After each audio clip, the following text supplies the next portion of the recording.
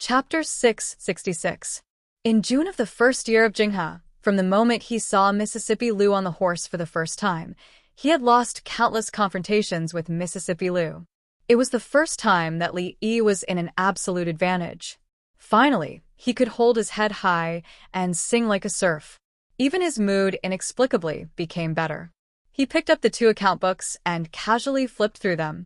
He usually asked others to check the accounts. He had never experienced the feeling of being an accountant. He shook his head and turned into the room. In the room, Mississippi Liu sat on the bed and looked at him coldly with eyes as sharp as swords. Anyway, she couldn't beat him now. Maybe when she recovered, she wouldn't be able to beat him anymore.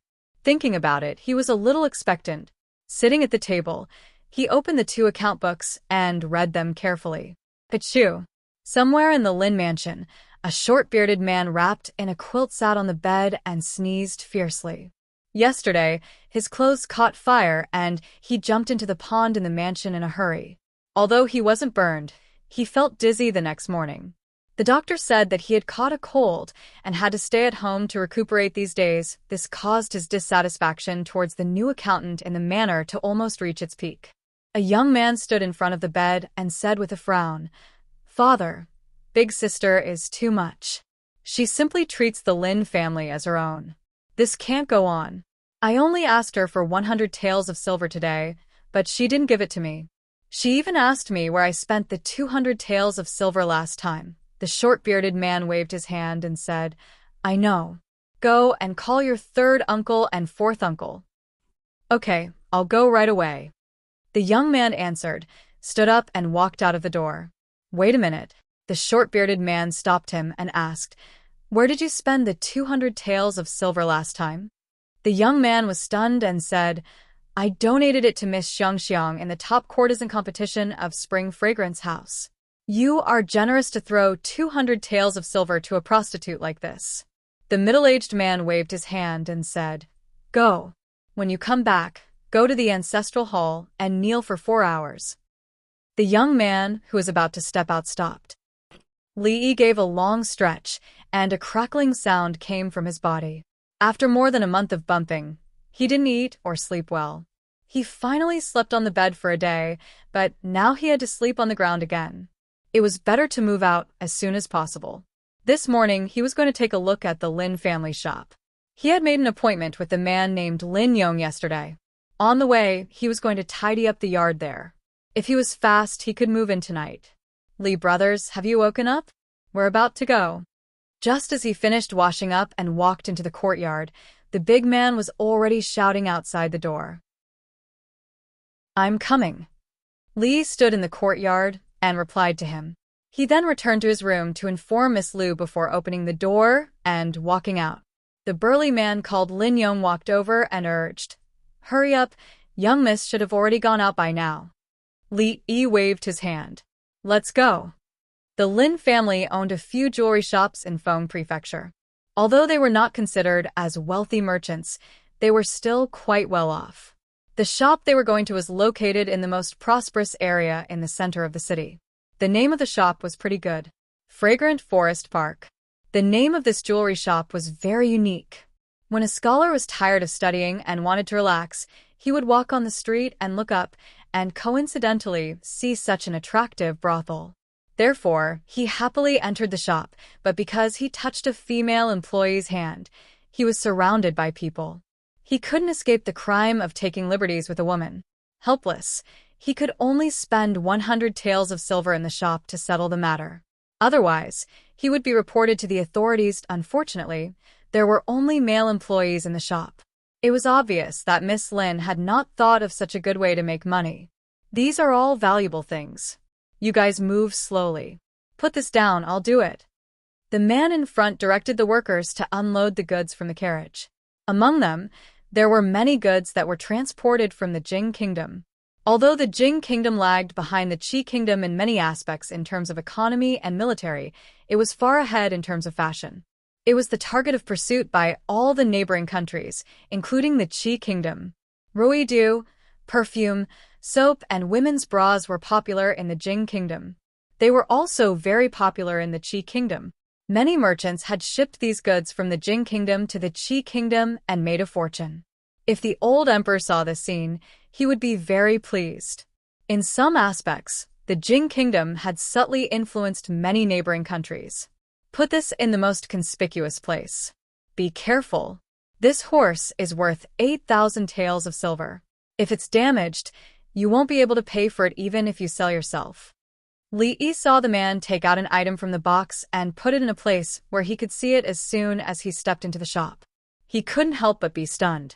After a while, he slowly walked over and asked the woman, "Miss Lin, did you also buy this horse from the Jing kingdom?" Lin Wanru glanced at her and said lightly, "This is called Flying Swallow Horse." Of course, Li Yi knew this horse was called Flying Swallow Horse. The 4 words on the pedestal were made by him. This Miss Lin treated him and Mississippi Lu well. Li Yi really felt bad for letting her spend 8,000 taels of silver to buy such a thing. Her situation in the Lin mansion was not very good. If she really sold Liolia's glass, wouldn't she be blamed by those people? As a person who knew how to repay kindness, he would remind her to change hands as soon as possible if there was a chance in the future.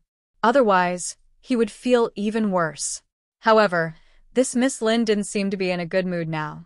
There was still a long way to go. It wouldn't hurt to tell her in a few days. That girl is still injured. Hearing her sudden words, Li Yi turned his head in confusion. He didn't know why she suddenly said this. Lin Wanru glanced at him. Her expression was slightly abnormal.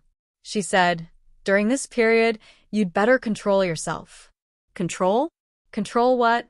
Li Yi asked doubtfully. This time, Lin Wanru didn't answer. She directly turned her head and left. Inexplicable. Watching her leave in a hurry, Li shook his head. He walked over and asked the man, "Brother Lin, where is the nearest pawn shop?" "Pawn shop?" A trace of doubt appeared on the man's face. He asked, "Why do you ask about the pawn shop? If you don't have money, just tell me. You can take some from me first." Li shook his head and said, "I happen to have some useless things on me. I want to pawn them." "Okay." The burly man nodded, pointed in a certain direction, and said, "The pawn shop is quite far from here. Walk forward from here. Do you see that cloud? Walk to the bottom of that cloud, turn right into a street, and then turn left. You still have to walk for about 2 more streets, and then the man scratched his head and said, "I only remember this much. When you get there, you can find someone to ask." Li Yi was proud of his sense of direction to be able to find this pawn shop with such an unreliable way. He looked at the 2 big words, pawn shop, erected at the door of the shop and walked in. Chapter 667. Inside a pawn shop in Feng State City. The pawn shop's manager was a middle-aged man with a big belly. He wore a robe embroidered with copper coins. His eyes were so small that they were almost invisible when he squinted. He was holding a jade pendant in his hand and carefully examining it. After a while, he put down the jade pendant and looked at the man wearing a bamboo hat in front of him, saying, "I'm sorry, sir, but we can't accept this jade pendant." "Why?" The man wearing a bamboo hat had an ethereal voice, and his age was indiscernible. The shopkeeper changed the topic and asked, "May I ask, sir, where did you get this jade pendant from?" "I picked it up," the man replied lightly. As a pawnshop manager, he had heard this kind of excuse many times in his life. He smiled and said, "Without the permission of the emperor, even a prince can't wear such a jade pendant. Either the person who made this jade pendant is extremely daring, or the person who stole it has eaten a bear's heart and a leopard's gall. Our shop is small, so we don't dare to accept this kind of thing. If that's the case, then I'll take my leave." The man wearing a bamboo hat put away the jade pendant and turned to leave without hesitation. He didn't expect that the other party would be so straightforward. The fat manager's expression changed and he immediately said, "Wait, 1,000 taels of silver." He looked at the man's back and said, 1,000 taels of silver. Leave this jade pendant here. I can't go any higher. Let me tell you the truth, no one in Feng State City would dare to accept this jade pendant except for me. The quality of this jade pendant was the best. It was shaped like a five-clawed golden dragon that only emperors could have.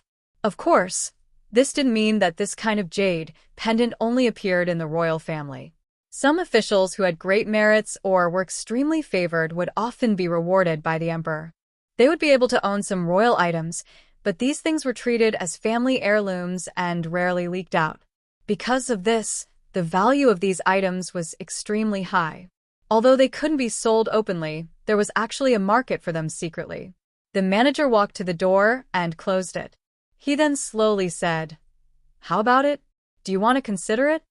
After a quarter of an hour, a man wearing a bamboo hat came out of a pawnshop in Feng State City with a bag in his hand.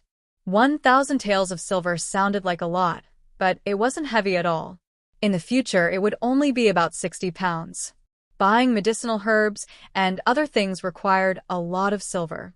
The most valuable things they had were Mississippi Lou's autumn water and the jade pendant hanging on it.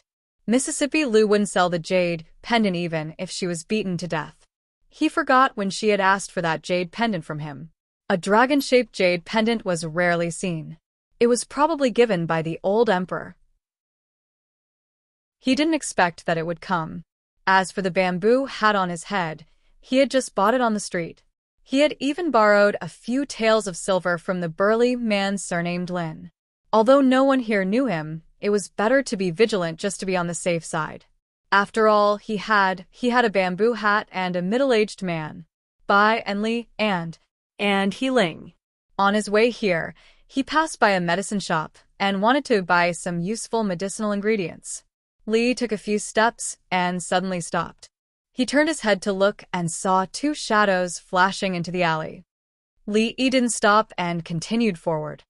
"Big brother, that man just came out of the pawn shop. His bag was bulging. He must have pawned something good. He's alone. Let's follow him. We might be able to kill a fat sheep this time. Contact third brother. We have a job." Whispers could be heard coming from a small alley somewhere. After an hour, Li came out of a pharmacy. He looked back and shook his head. How was this buying medicine? This was robbery. 1,000 taels of silver was gone in an instant. All he got was a small bag of medicinal herbs. It seemed that the difficulty of seeing a doctor and buying medicine had been like this since ancient times. He stood at the entrance of the pharmacy and looked in a certain direction. After walking for a short distance, he turned and walked into another alley. Chance! In the crowd, several people's faces lit up, and they quickly walked towards the small alley. Where is he? After a while, they looked at the dead end in front of them. They looked like they had seen a ghost. They clearly saw the man wearing the bamboo hat walk in here. How did he suddenly disappear? Could it be that he flew into the sky? Just as this thought appeared, a black shadow suddenly appeared in front of them. Li jumped down from the wall and knocked out 3 people. He stood at the entrance of the alley and asked the last person, "Who sent you? Where is the Empress?" What Empress? The last man's face was pale and cold sweat dripped from his forehead. "It's good that you don't know her." Li walked over and knocked him out. He walked out of the alley. Halfway out, he turned back. He searched the waists of the 4 people and took out a few money bags. This was a critical time. It was time to pick up his old profession. His family is quite well off. He collected the dozens of taels of silver and walked out of the alley. At the same time, 2 streets away, another young man stepped into Fragrant Forest Park. "Greetings, young Master Bai." Inside the shop, several workers immediately bowed and greeted him. In a corner of the shop, the man surnamed Lin curled his lips and said, "That Bai guy, why is he here again?" The young man smiled and asked, "Is Wanru in the shop?" A worker immediately said, "Miss is in the back." The young man nodded. Just as he was about to go over, his expression suddenly froze. He looked in a certain direction in the shop. "This is horse stepping on swallow, colored glaze?" The young man's face revealed a surprised expression. When he was about to reach out to touch it, someone grabbed his wrist from the side. "Don't touch it. It's very valuable." The man named Lin Yong said expressionlessly. The young man showed an apologetic expression and said, "Sorry, it's the first time I've seen such a perfect colored glaze. I couldn't help myself." His eyes stayed on the colored glaze for a while. Seeing a figure walk out from the back, he hurriedly walked over and said with concern, "Wanru, I heard that you encountered bandits on your way back. How are you? Are you hurt?" A guilty expression appeared on the young man's face. "If I knew this would happen, I wouldn't have let you go." "It's all my fault." Lin Wanru took a step back and said, "Thank you for your concern, brother. Bye. I'm fine." "As long as you're fine." The young man nodded, then a smile appeared on his face as he said, "Yesterday, I happened to get a piece of Zhao Xiuwen's calligraphy. I don't know much about poetry, but I know Wanru likes it, so I specially brought it over today as an apology." He waved his hand. Immediately, someone behind him took out a scroll of painting and unfolded it on the table beside him. Light perspiration slightly penetrates the jade, bathing fragrant orchids during the Ming Dynasty's Dragon Boat Festival. Fragrance blossoms fill the clear river. Colorful threads lightly wrap around red jade arms. Small talismans hang diagonally from green clouds. Beautiful people meet for 1,000 years. The handwriting on it was elegant, like moving clouds and flowing water. It was an excellent piece of semi-cursive writing. Zhao Xiuwen was the #1 poet in the Qi Kingdom. Although he was young, he was very talented in poetry. Even those who did not know poetry would have heard of his reputation. The young man explained, "This poem is called Huanxi Sha Duanwu." It is said that when Zhao Xiuwen was competing with the #1 scholar in the Jing Kingdom, the scholar wrote it. After Zhao Xiuwen returned to the Jing Kingdom, he admired the scholar very much. He even imitated the scholar's handwriting many times. This is one of his imitations. Therefore, the style of his handwriting is different from his usual style. Lin Wanru looked at the words. A strange look appeared in her eyes, but she quickly hid it. She shook her head and said, "This is too valuable. I can't accept it." Zhao Xiuwen was very famous in the Qi Kingdom. Not only was he famous for his poetry, but his calligraphy had also reached the peak. However, Zhao Xiuwen treasured his calligraphy very much. Other than a few pieces, he rarely let them out. Because of this, his calligraphy had always been very valuable. It was said that each word was worth 1,000 taels of gold. The young man smiled and said, "Wanru, you don't have to decline. If this is left with me, it would be the real Emmingzi casting herself in the dark." The man named Lin Yong stood at the side. He touched his chin and said, "I don't think there's anything good about this. It can't be fake, right?" A servant behind the young man said angrily, "You fool! Do you think you can understand Lord Zhao's words?" "I don't understand. Do you?" The big man glanced at him and casually pulled over a young man who had just walked into the shop. He asked, "Li brothers, they said this was written by Zhao Xiuwen. You are a scholar. Come and take a look. Is this calligraphy good?" Li put down the bag and glanced at it. He said, "It's fake." Chapter 668. How could he not know whether this Huanxi Sha Duanwu painting before him was the work of Zhao Xiuwen? Back then, that shameless fellow had begged him to give him the original manuscript of this famous poem. He had even brought up the international relations between the Qi Kingdom and the Jing Kingdom. Later, he had even personally sent a work that he was proud of to his home. It was impossible for him not to accept it. If he had known that this fellow's calligraphy and paintings were worth so much money in the Qi Kingdom, he would not have pawned the jade pendant that the old emperor had given him. Of course, shamelessness was one thing. When it came to poetry and composition, Li Yi had to admit that this fellow was indeed a genius. He could barely produce good calligraphy. There was no need for him to copy Wang Shiji's semi-cursive script into such a cowardly appearance. If anyone dared to say that this piece of calligraphy was written by Zhao Xiuwen himself would probably want to beat that person up. The man curled his lips and said, Look. Even the Li brothers are saying that your calligraphy is fake. Hurry up and take it back." Before the young man could speak, the servant beside him immediately jumped out and said loudly, "Who are you? If you say it's fake, then it's fake. My young master spent 2,000 taels of silver to buy it. If you don't know anything, then don't speak carelessly." Brother, are you saying that this piece of calligraphy is fake? The young man did not get angry. Instead, he revealed a smile and looked at him as he asked.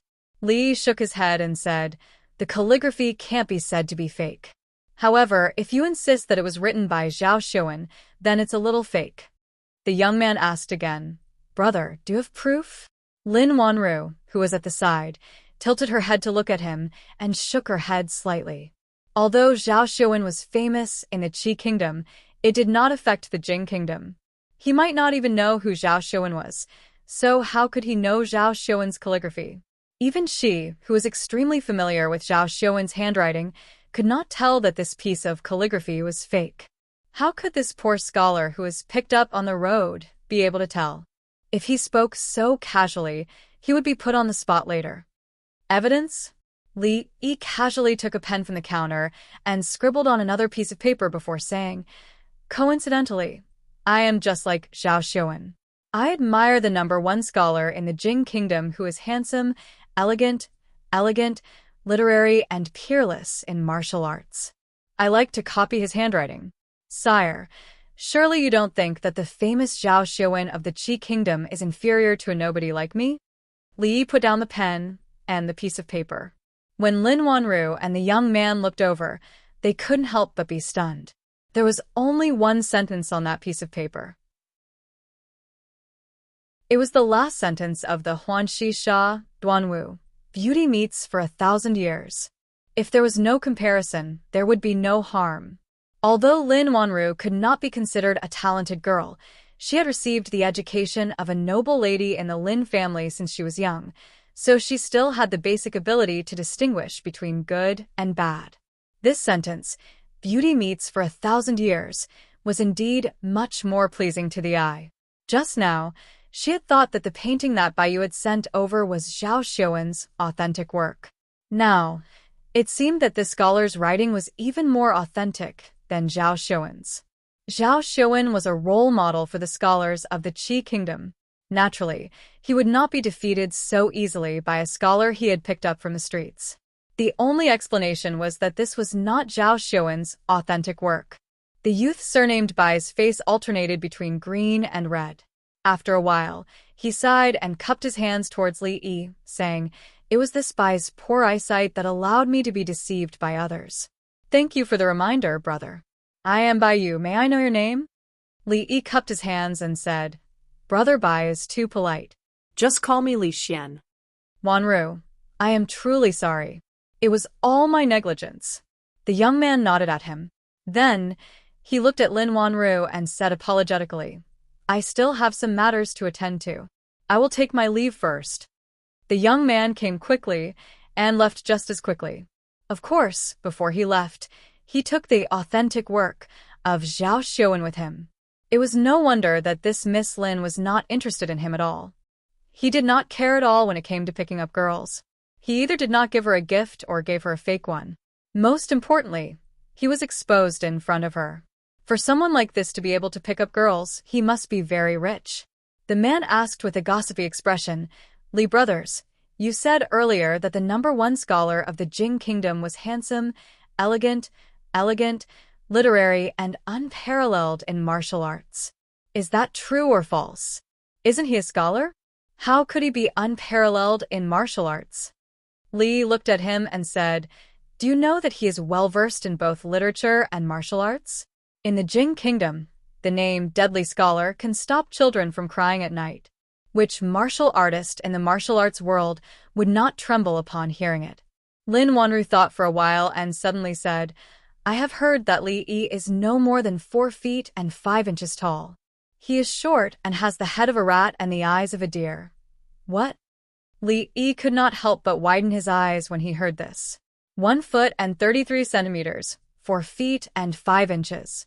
In total, he was not even 1.5 meters tall. Was he that short? And the remaining 1 foot was eaten by the people of the Qi kingdom? Short and 5 inches tall? Rat and the eyes of a deer. Just go to the capital and ask around. Who would not give a thumbs up when the name of County Uncle Li was mentioned? Who did not know that County Uncle Li was handsome and elegant? He was the object of love for countless girls in the capital, regardless of gender and age. Slander. This was a shameful slander. He said with some embarrassment and anger. Who said this? That is what people say. Lin Wanru put away the piece of paper and said, however, you are from the Jing Kingdom, so you should have seen the #1 scholar. It seems that the rumors are wrong. Li Yi agreed with her words and said, wrong. It is not just wrong, it is a big mistake. The man nodded and said, I think so too. No matter what, he is the #1 scholar. He must be much better than Baiyu, that pretty boy. You are right. County Uncle Li is naturally not comparable to those pretty boys. Li nodded and said. The man looked at him with a strange look and said, aren't you scholars all pretty boys? Young master, that guy dared to deceive us with a fake. Report him to the authorities immediately. On the street, a servant behind the young man said angrily while gritting his teeth. You don't have to worry about this. The young man stopped in his tracks and turned around to say, find out the background of that Li Xian and his relationship with Wanru. Yes, young master. The servant was stunned for a moment and immediately replied. At the same time, in an alley somewhere in the city, a figure slowly climbed up with the help of the wall. He rubbed his slightly aching head and shook the 3 people lying around him to wake them up. What happened just now? I think I was knocked out. Where is that fat sheep? Fat sheep my ass. The leader of the group knocked his head. He thought it was a fat sheep, but he did not expect to be blocked by a tiger. Not only did he get beaten up, but he also lost his wallet. Next time, keep your eyes open. If you see someone wearing a bamboo hat, take a detour. The leader rubbed his head and said bitterly, let's go. Not long after, several people walked out of the alley. As they walked on the street, they began to look for their next target. The big man saw a scholar coming out of a brothel. Before he could walk over, he was suddenly pulled by the arm and pulled to a corner. What are you doing? His expression changed. He thought that he was about to be discovered. When he turned around and saw a thin man, his expression relaxed, and he said in an unfriendly tone. The thin man looked at him and said mysteriously, may I ask if you have heard of the Empress? The Empress? The man was stunned for a moment. He pondered these words and finally thought of something. His eyes became fierce. You are together? What? Together? The thin man's face was just filled with doubt when his abdomen was kicked and he was sent flying. It's the Empress again. You guys are in cahoots, right? The Empress of Heaven, right? I'll let you be the Empress. The big man rushed over in 2 steps and punched and kicked the thin man. After a long time, he stopped with satisfaction and spat on the ground. Scram. If you dare mention the Empress in front of me again, I'll beat you up every time I see you. Chapter 669. Li brothers, the courtyard has been tidied up. You and that lady will live here from now on. Lin Yong walked out of a small courtyard next to Fonglan Park and said, this place is close to the shop, so we can take care of each other. The courtyard had been tidied up by a few shop assistants. It was said that it was where Miss Lin stayed for a short period of time. It was not big, but the location was very good. It was almost in the prime area of the city. Li Yi went in with the man's lead. Next to the main room, there was a small kitchen. It looked like it had never been used. It could be used with some pots and pans, which was exactly what he wanted. Apart from the small kitchen, there was only one room. This place is not big. Miss used to rest occasionally at noon. You two can make do with it. The big man looked around and said, see if you still lack anything and tell me. Tomorrow, Miss will have someone send it over from the mansion. Li shook his head and said, thank Miss Lin for me, but there is no need. We can slowly add the rest in the future. After the man left, Li Yi first bought 2 bolts of cloth from the cloth shop outside and hung them in the room, dividing the bedroom from the middle. There were no extra rooms here, so he could only make do like this. The kitchen utensils were also bought, and he even had time to buy rice and vegetables. Before the sun set, he had almost bought everything he needed. If there was anything missing, he could wait until tomorrow. After that, he locked the door. Fonglan Park happened to be closed, so he returned to the Lin family with the man. He refused the man's offer to send them in a carriage and helped Mississippi Lu out of the courtyard. He had been away from home for more than a month. He didn't know how Rui and the others were doing. The news from Shuzhou would probably take a few days to get back. They probably didn't expect that he had come to the Qi Kingdom. He had to find a way to get the news out as soon as possible. He didn't have to worry about the situation in the capital. Even if the academy had its own operating system, with Li Xian watching over it and Li Han around, there wouldn't be any problems. It was unlikely that anything big would happen to his family, and it was unlikely that the old emperor's health would deteriorate to that extent in just 3 to 5 months. Yongning and Shanning would probably stay in the palace for a long time. He didn't know if the eldest princess would still practice her sword in the morning dew hall every day. What was the situation in the small courtyard in Willow Lane? Li Yi didn't know any of this. When he walked out of the Lin mansion, he turned his head and saw that Miss Lu was frowning. Li Yi thought for a while, squatted down and said, "Come on up." Mississippi Lu shook her head and said, "It's okay. I can walk." Li Yi urged, "You don't have a problem, but I do. It's getting dark. If we continue walking like this, we won't make it before the curfew. Hurry up, don't dawdle." Mississippi Lu glanced at him, gritted her teeth, and said, "When my injuries are healed." Li lifted his head and looked at her. "What do you want to do after you've recovered? Hurry up, don't dawdle. I'll thank you properly when I recover." Mississippi Lu laid on Li Yi's back and slowly closed her eyes. She emphasized on the word, "Thank you." Li Yi waved his hand and said, "You're welcome. We're family. It's what I should do." It took about half an hour to walk from the Lin family to the shop. The night was about to fall. There were not many pedestrians on the streets of Feng State City. Under the light of the setting sun, a long shadow spread out behind him. Li Yi suddenly sighed and said, "Don't be so silly in the future." This time, Mississippi Lu did not respond. Thinking of something, Li Yi tilted his head and asked, "Actually, there's something that I've always been curious about." "What is it?" Mississippi Lu asked lightly. "How did you fall in love with me?" Li looked at her profile and asked, "The first time we met, you were riding on a horse." Mississippi Lu thought for a moment and said, "Uncle Fong said that the scholar looked easy to bully, so I chose him." Li curled his lips and said, "Admit it. You were subdued by my temperament. At that time, your hair was messy, your clothes were untidy, your head was full of sweat, and you even lost one of your shoes. Is this your temperament?"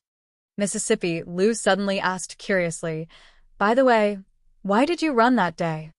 There was no way to continue this conversation. Li Yi turned his head and quickened his pace. He said, "I like to run. It's none of your business." Feng Province was an important city of the Qi Kingdom. It was the political and military center of the surrounding prefectures. The curfew system was very strict. The city gates were closed at the hour of the sea.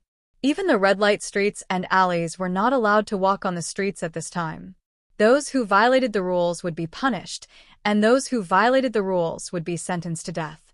After the second watch, there was no one except for the night watchmen and patrolling soldiers. At this time, it was close to the hour of the sea. There were not many people on the streets. A group of riders quickly entered the city and galloped through the streets. Soon, they arrived in front of a luxurious mansion. The figure at the very front dismounted his horse and asked, "Has His Highness rested?" A servant at the entrance of the mansion immediately said, "It's not the hour of the sea yet. His Highness is dealing with official business. Please wait for a moment, General. I'll go inform him immediately." Not long after, in a study in the mansion, Shun Han greets His Highness. The man knelt on the ground and greeted the young man behind the table respectfully. "General Shen, you don't have to be so courteous."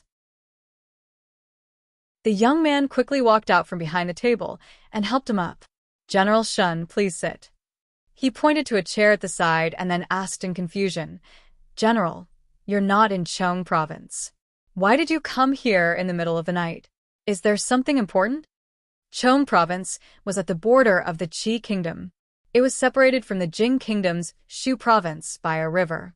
Shen Han was one of the generals guarding the city and would not leave the city easily. Your Highness, I do have something important to report. Shen Han cupped his hands and said, over a month ago, Li Yi was taken away from the capital of the Jing Kingdom. A few days ago, he appeared in Shu Province and then disappeared without a trace.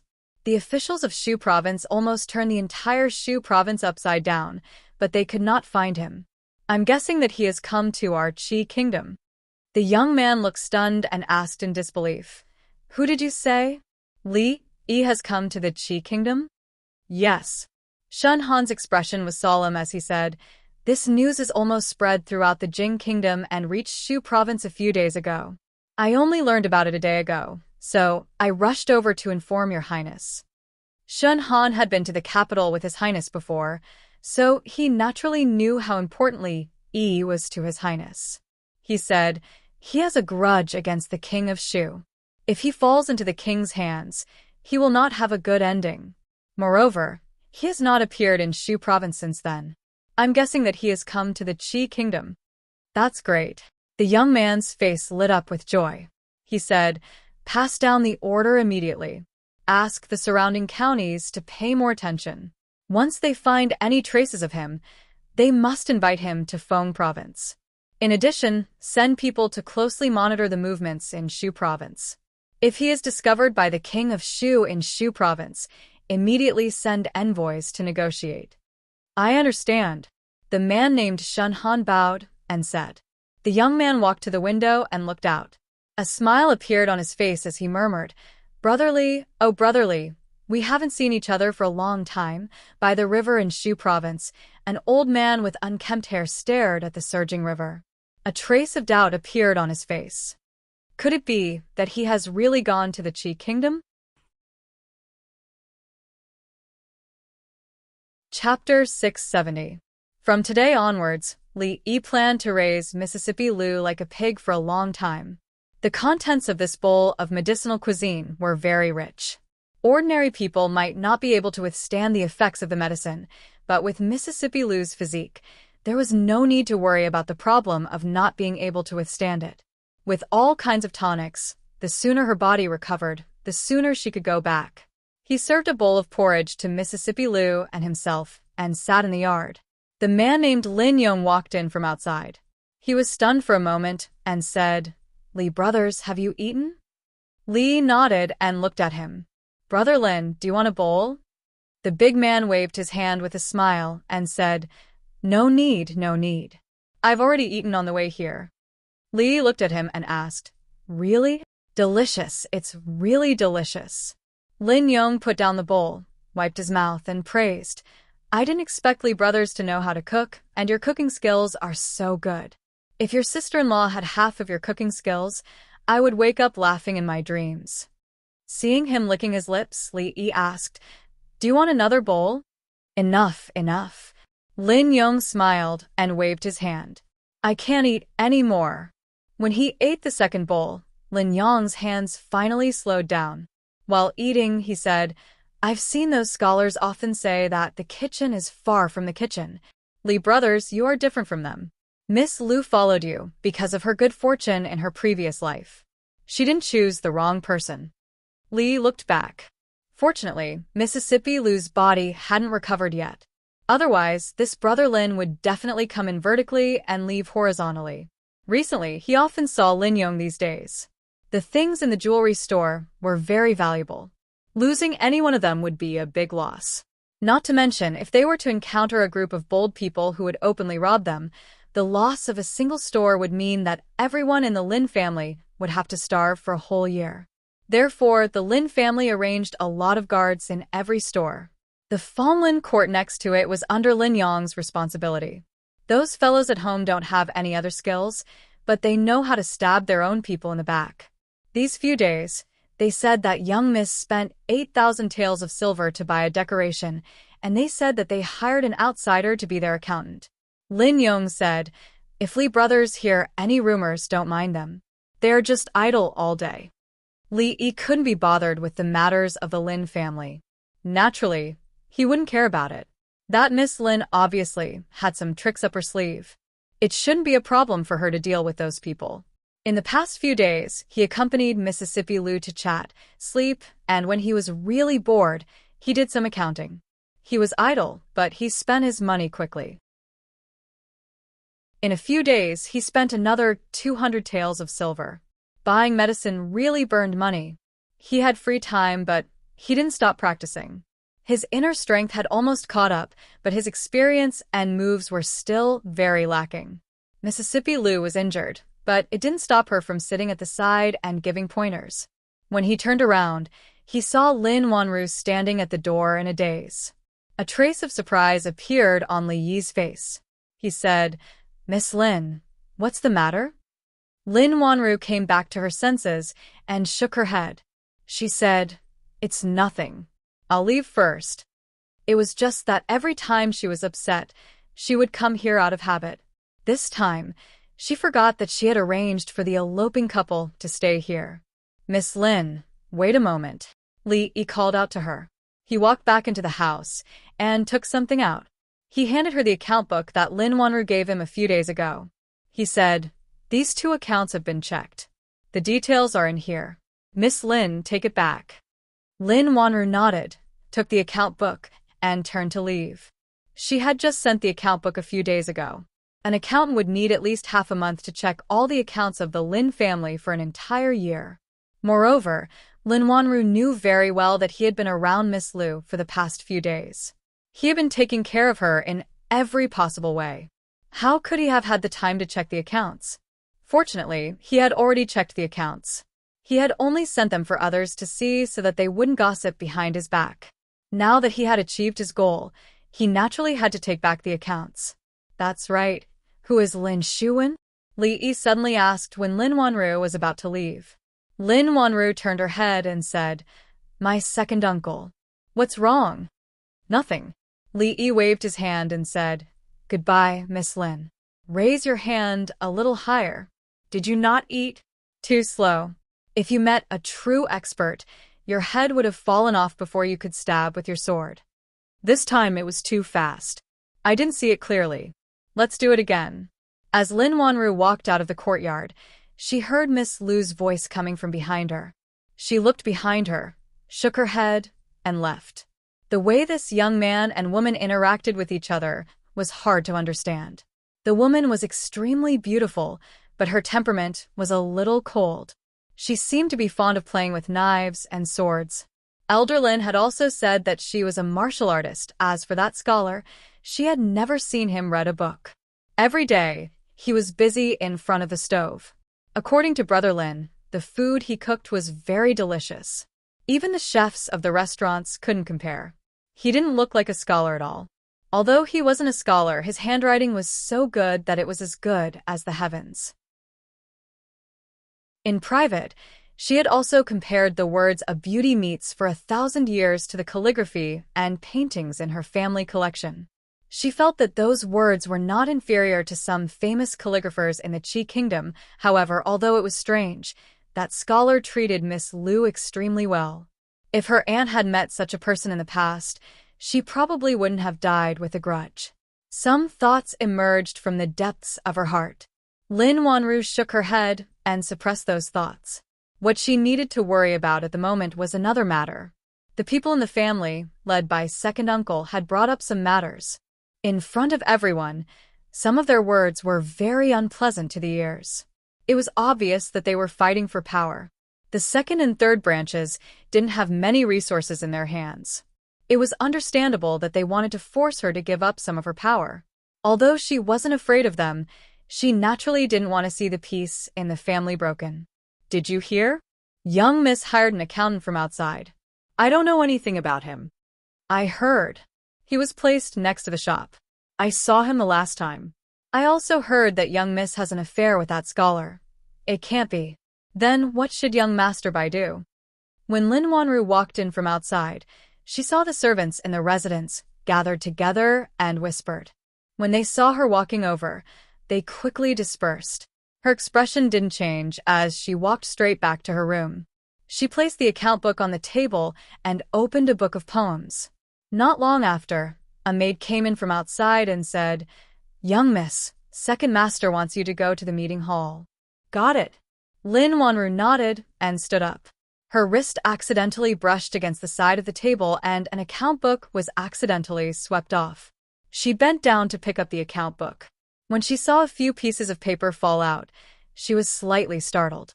Lin Shuwen. At first glance, she saw a name written densely on that piece of paper.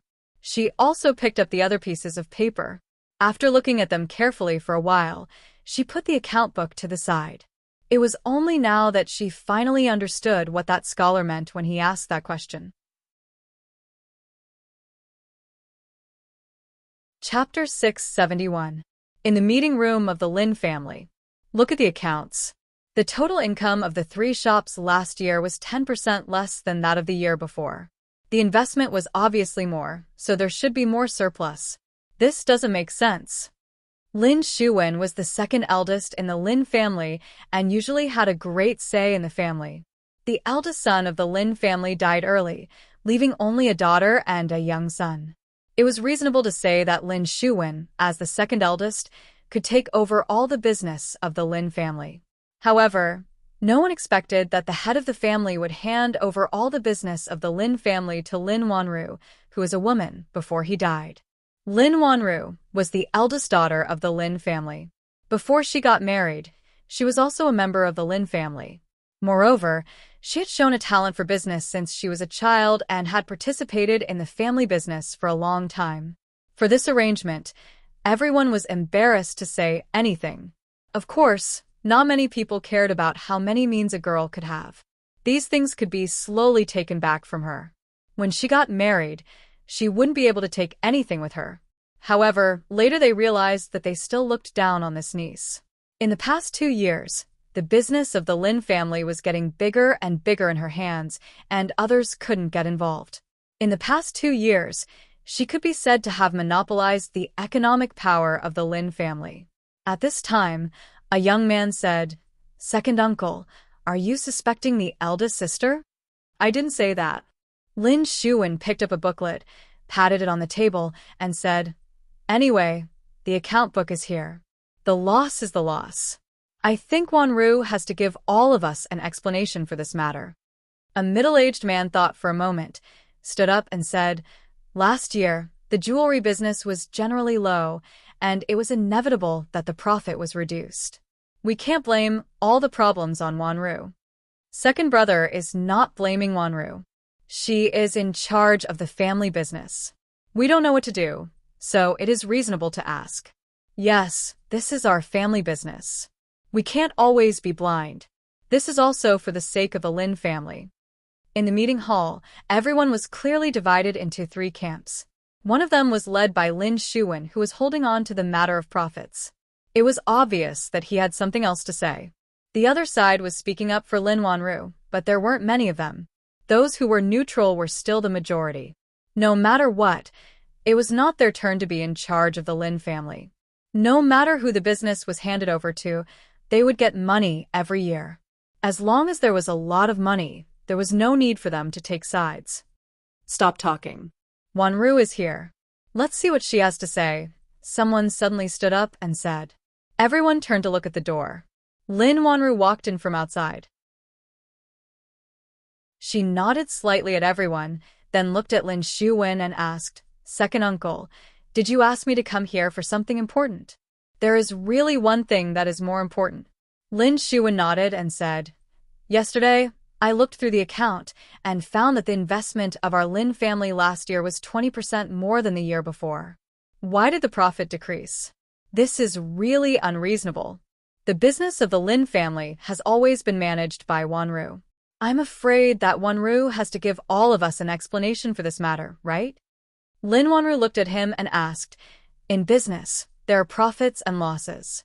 It is normal to have a small fluctuation in profit, isn't it?" Lin Shuwen smiled and said, "What Wanru said is true. There are profits and losses in business, but last year was obviously a good year. It is impossible for the profit not to increase but decrease. Of course, I don't mean anything else. It's just that the Lin family belongs to all of us. The Lin family needs all of us to protect it. It concerns the interests of all of us, so we can't be careless." Lin Shuwen had a smile on his face, as if he was thinking for everyone's sake. So, what do you mean, second uncle? Lin Wanru looked at him and asked. Lin Shuwen said with a smile, there are so many people in the Lin family. We also feel sorry to let you, a girl, take care of it inside and outside. Such a heavy burden falls on you, and it is inevitable that there will be such negligence. So, I think it is better to divide the other two shops and hand them over to others to manage. In this way, you will be much more relaxed and can concentrate more. The unspoken implication of his words was that Lin Wanru, as a woman, was unable to manage such a large Lin family. That was why there was a loss this time. It was better for her to give up her power early on.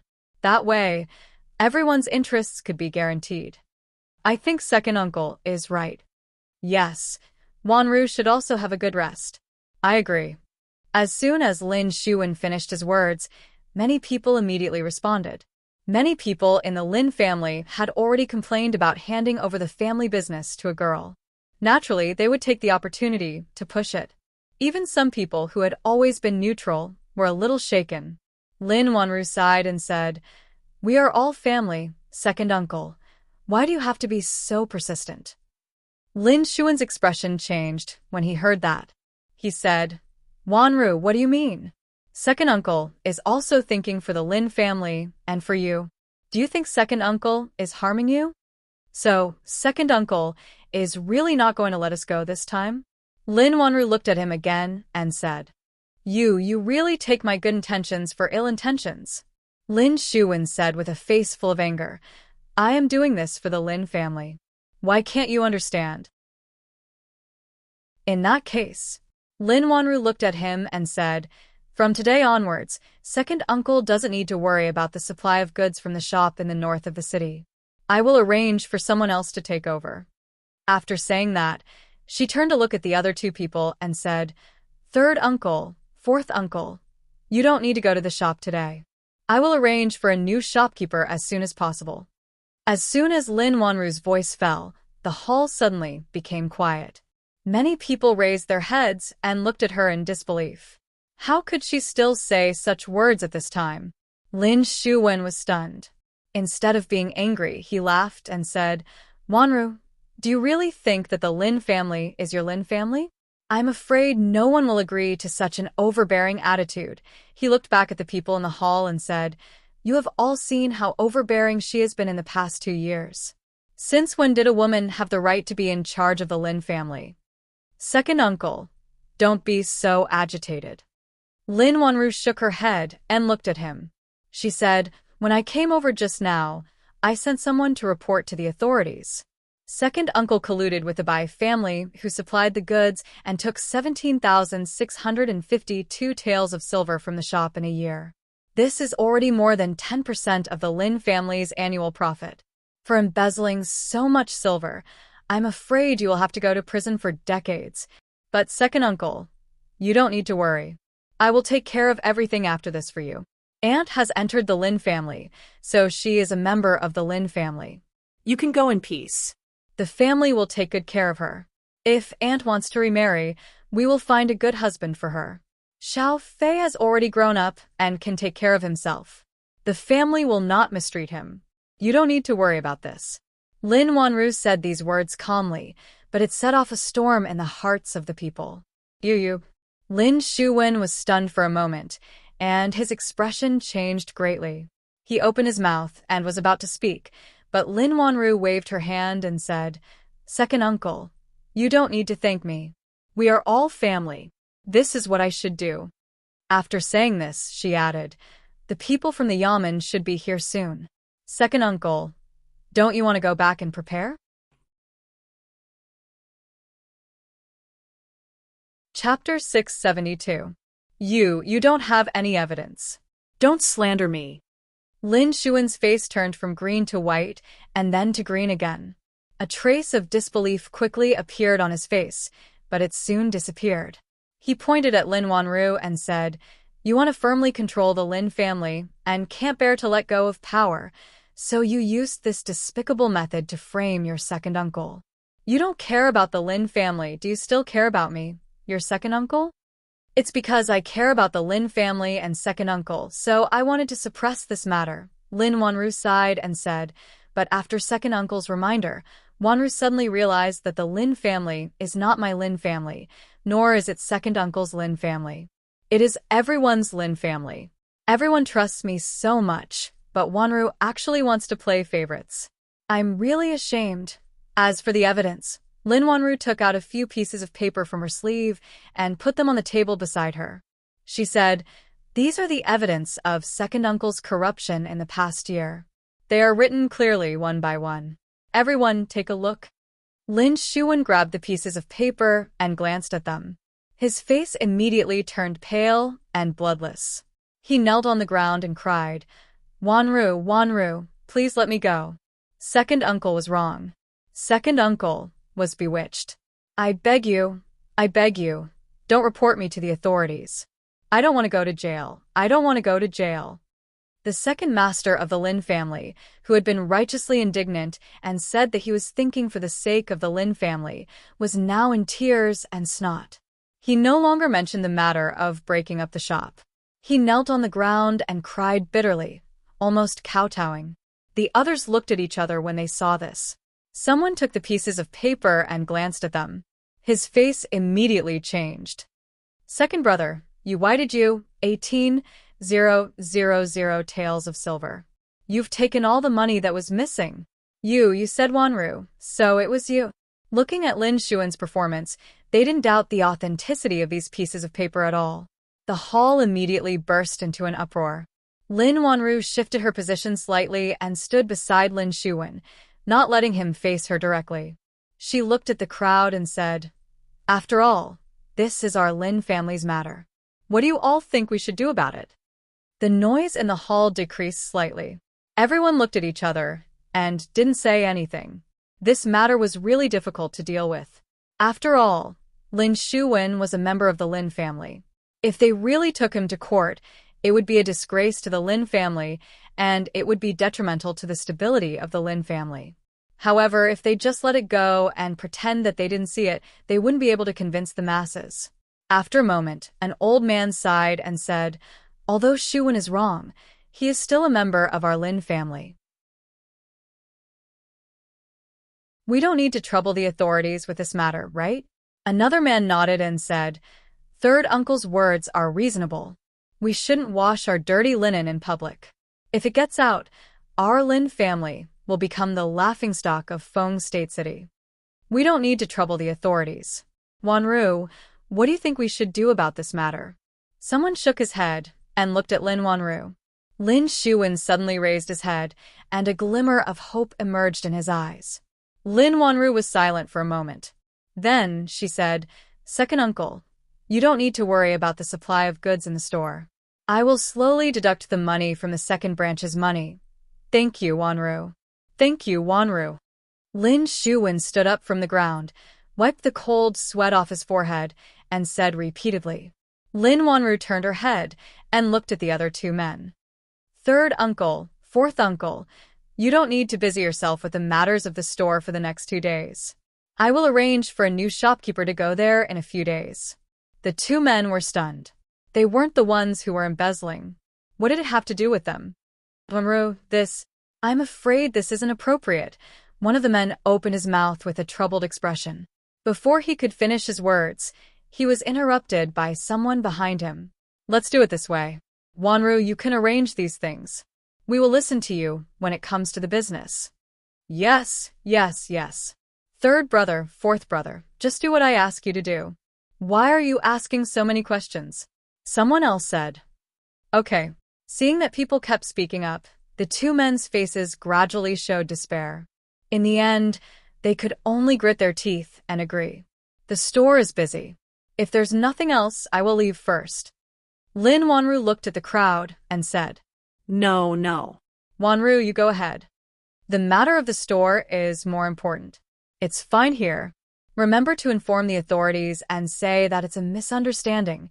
When the crowd heard this, they all spoke up. If it wasn't necessary, they wouldn't want to stay with her. Even if she stood there without saying a word, she would give them an invisible layer of pressure. Today was clearly a drama of the second branch forcing the Lin family to abdicate. In the end, the second, third, and fourth branches suffered a double loss. They had completely lost their business with the Lin family. Delegating power had turned into taking it back. In the future, her words in the Lin family would only have more weight. Watching her leave, then looking at Lin Shuwen, who was covered in cold sweat, many people secretly shook their heads. They had underestimated the eldest daughter of the Lin family. Lin Yong leaned against the door and grinned. When he saw Lin Wanru coming out, he hurriedly followed her. "Miss, where are we going now?" Lin Wanru walked past a moon door and said, "To the store." Lin Yong scratched his head and asked doubtfully, to the store? Isn't that going to the yamen?" "Why are we going to the yamen?" Lin Wanru said as she walked. "There's a new batch of goods that was delayed for 2 days. Remember to hurry them up. Won't the authorities send people to arrest second master?" Lin Yong was stunned, but he didn't care too much. Of course, he wanted to go to the store and not the yamen. Seeing that it was almost mealtime, it wasn't a bad idea to go to the Li brothers' place for a bowl of porridge. To be honest, he had never tasted such delicious porridge in his life. Although it wasn't full, he felt full of energy after drinking it. He could finally raise his head in front of his mother-in-law at night. It was just that he was prone to nosebleeds after eating, so he always had a cloth to block it in the small courtyard next to Fanglan Park. The mealtime today was 15 minutes earlier than usual. If it was mealtime and Brother Lin got 2 bowls of porridge, there wouldn't be enough food for 2 people. These were all things that burned money. Times were different now. Even a penny had to be split in half. With those medicinal herbs, Mississippi Lu's body recovered very well. Now she could walk on her own, without help. Of course, she still couldn't use her true qi. Most of the time, she could only listen obediently. Li Yi could do whatever he wanted for the time being and didn't have to worry about her revenge. However, he had to think of another way to earn more money. This time, he couldn't find a jade pendant that was worth 1,000 taels of silver. Just as he was worrying, there was a knock on the door. Lin Yong didn't have the habit of knocking on the door. Li looked up at Lin Wanru and asked, "Has the matter of the account been settled?" After all, he had received so much kindness from the girl. If he could do something for her, it would be a way to repay the favor. "It's settled." Lin Wanru nodded and said, "Thank you this time." If it weren't for those pieces of paper, the matter this time would actually be a little troublesome. She had never doubted that there would be so many problems with the accounts that had been checked. This time, the scholar that she picked up really gave her a big surprise. Li Yi waved his hand and said, "You're welcome. This is the duty of an accountant." A rare smile appeared on Lin Wanru's face. She said, "It's just a temporary measure. You don't have to take it seriously. To be honest, this time, you have indeed helped me solve a big problem." Nearly 20,000 taels of silver had permanently swept away the unstable elements within the family. A few days ago, Lin Wanru had never thought that this scholar she had picked up from the streets would be of such great help to her. Lin Wanru looked at him and said, "I don't like to owe favors. If you have any difficulties, feel free to tell me. If it's something that I can do, I will do my best to help you." Li looked at her and asked, "Do you really have to thank me?" Lin Wanru nodded. "To be honest, I don't like to owe favors either." Li thought for a moment and said, "Actually, in the past, when someone asked me to check the accounts, something terrible would happen. The price was not small, but this time, let's forget about it. You've helped me, and I've helped you. We don't owe each other anything. How about it?" Lin Wanru nodded and turned to walk outside. When she reached the door, she stopped and turned back to ask, "I don't know. What do you mean by something terrible?"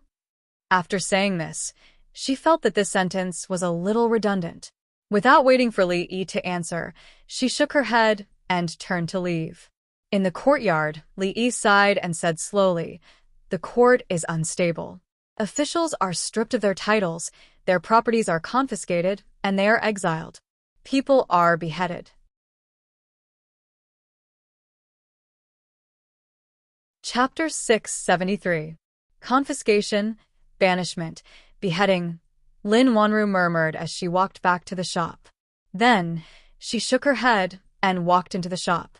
When the man called Lin Yong saw her, he immediately walked over and said with a smile, "Miss, we really made the right decision to buy this horse this time. Many people have come to see it these past few days. There's a lot more business every day than before." Colored glaze was a treasure among treasures.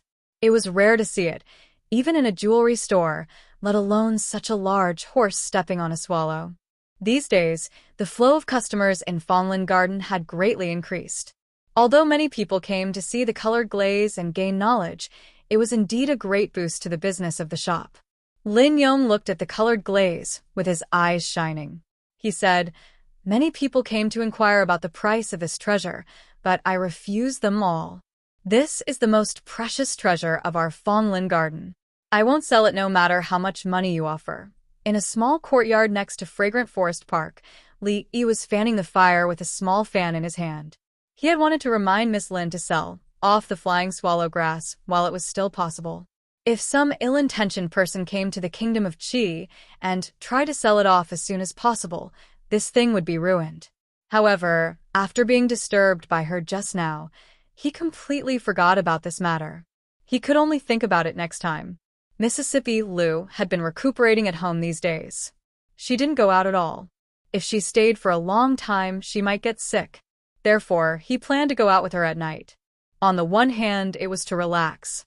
On the other hand, he could experience the nightlife of the people in the Qi Kingdom. If it weren't for Mississippi Lu, he could also study the similarities and differences of the brothel culture between the Qi Kingdom and the Jing Kingdom. As an important political and military city, the curfew system in Fengzhou City was very strict. For many cities in the back of the city, nightlife just started after 9 p.m. But in this city, people were not allowed to appear on the streets after 9 p.m. The consequences of violating this prohibition were very serious. However, the more severe and oppressive the system was, the more brilliant and prosperous things would be born. The night market in the city, which was even busier than during the day, was a product of this. In less than 2 hours, the whole city was in a carnival. A narrow river flowed through the city. The surface of the river was sparkling. Pleasure boats passed through it. Pedestrians weaved along the riverbank. The hawkers along the street shouted their wares incessantly. The tea houses and taverns along the street were thriving. Sitting on a tall building by the water, he took a sip of wine and looked down at the women dancing gracefully with their sleeves fluttering in the wind. Li Yi sighed. How long had it been since he had been so carefree? This was just a city at the border of the Qi Kingdom, but it gave people a feeling that it was more prosperous than the capital of the Jing Kingdom.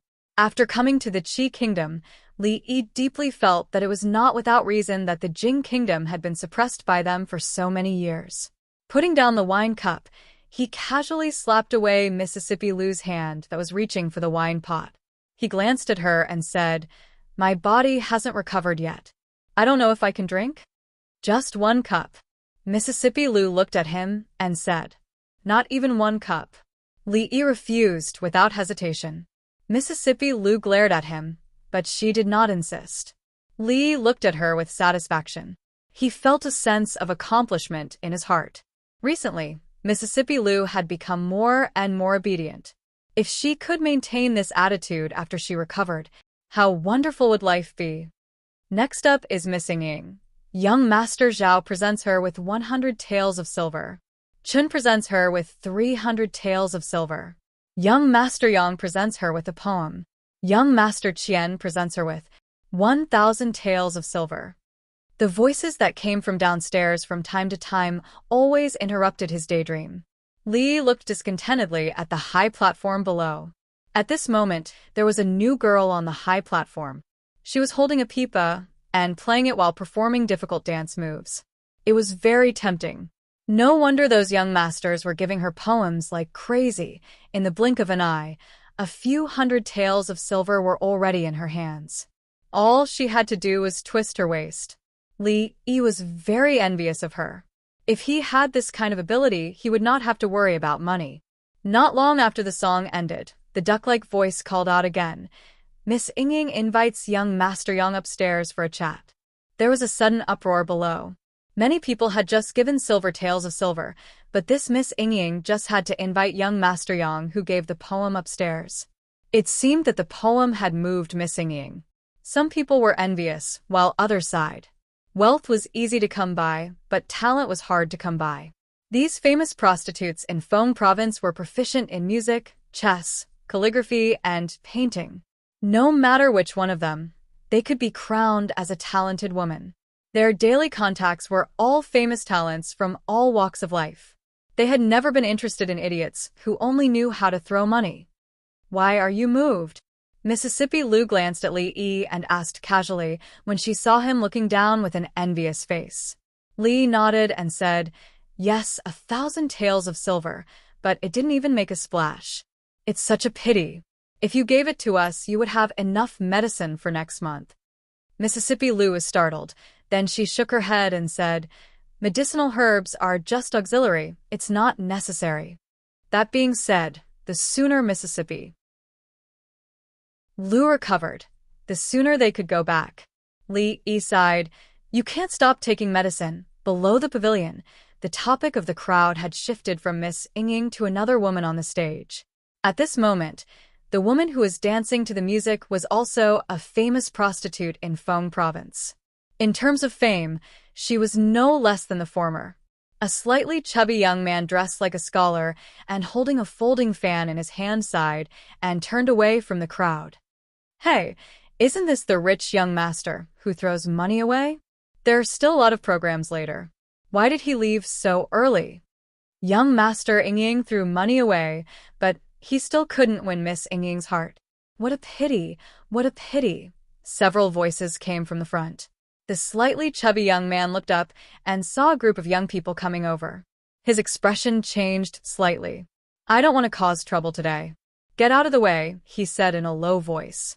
Then, he forcefully pushed the crowd aside and strode outside. He's just a guy who stinks of money. Why is he pretending to be a scholar? Does he really think that holding a folding fan makes him a scholar? He even wants to attract Miss Ying's attention. He's just a toad, lusting for swan meat. He's just an idiot. If it weren't for his rich father, I'm afraid he wouldn't even be able to enter this place. Hearing the mocking voices coming from behind, the young man's body trembled. His face turned pale, but his footsteps became faster. Bullsh *T scholar. So, what if he can write a few poems? At the entrance of the pavilion, the slightly chubby young man stood by the side of the road. He clenched his fists and gritted his teeth.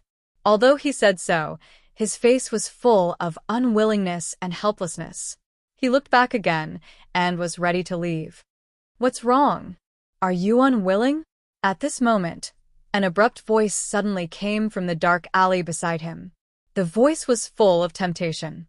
The young man suddenly turned his head and looked into the darkness. He asked vigilantly, "Who is it?" Chapter 674. Who are you? Hearing the voice in the dark alley, the slightly plump young man took a few steps back. Looking at the figure in the dark, his gaze was still vigilant as he asked slowly, "It doesn't matter who I am." In the dark alley, the voice drifted, faintly discernible. "What's important is that I can help you."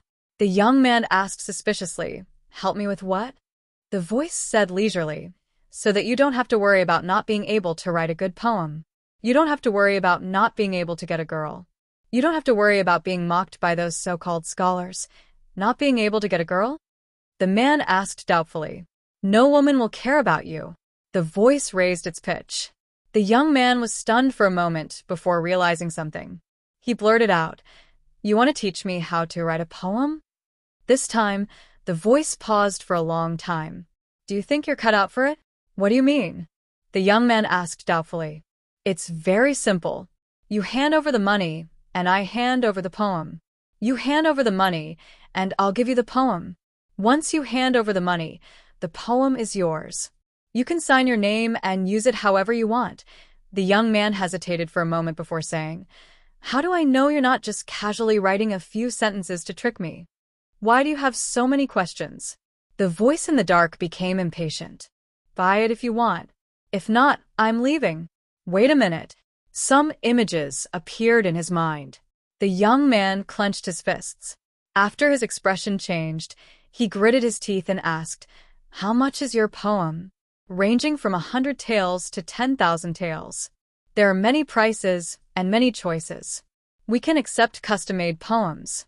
Love between men and women, brotherly love, gay love, patriotism. Buy 5, get 1 free. Buy 10, get 3 free. The price is fair." The young man asked doubtfully, "Your poem can surpass that, Yang? If you just want to surpass that poem, I suggest you buy one that costs 100 taels. If you want to amaze the world and impress that Ying lady, 1,000 taels is enough. If you're willing to pay 10,000 taels, Zhao Xuan will be nothing. In the future, you'll be the new poetry saint of the Qi Kingdom." The voice was extremely fleeting and full of charm. It came from the dark. "How about it? Do you want to consider it? I want 1,000 taels."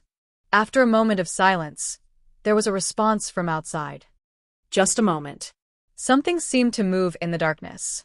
The young man seemed to hear a strange sound, and then it went silent. After a quarter of an hour, a voice came from the darkness again.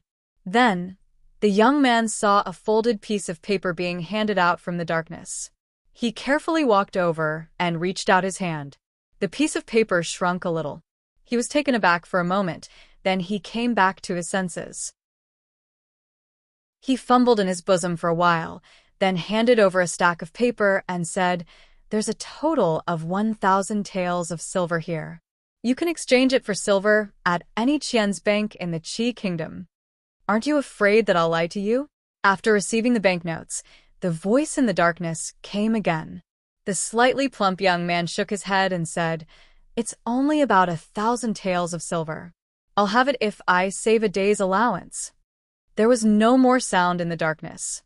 He held the piece of paper and waited for a while.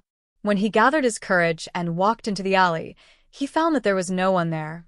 "Where did you go just now?" After Li Yi returned upstairs and sat down, Mississippi Lu glanced at him and asked, "I went downstairs to get some fresh air and bought some things." Li Yi put a bag of desserts on the table. He bought them from the shop where he borrowed pen and paper. They tasted pretty good. He had to admit that the guy just now was quite bold. He gave away 1,000 taels of silver without hesitation. Even when Li Yi was at his most prodigal, he didn't do this. He always gave 120,000 taels of silver to Mississippi Lu. He was a little thirsty after talking nonsense with that guy for a long time. The alcohol content here wasn't high, so it could be used as a drink to quench his thirst.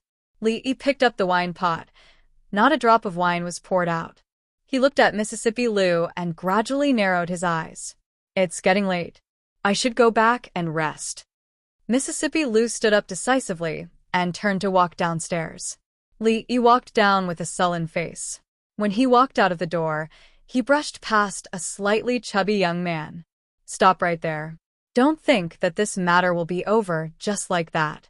After a slight pause, he strode in the direction of Mississippi Lu.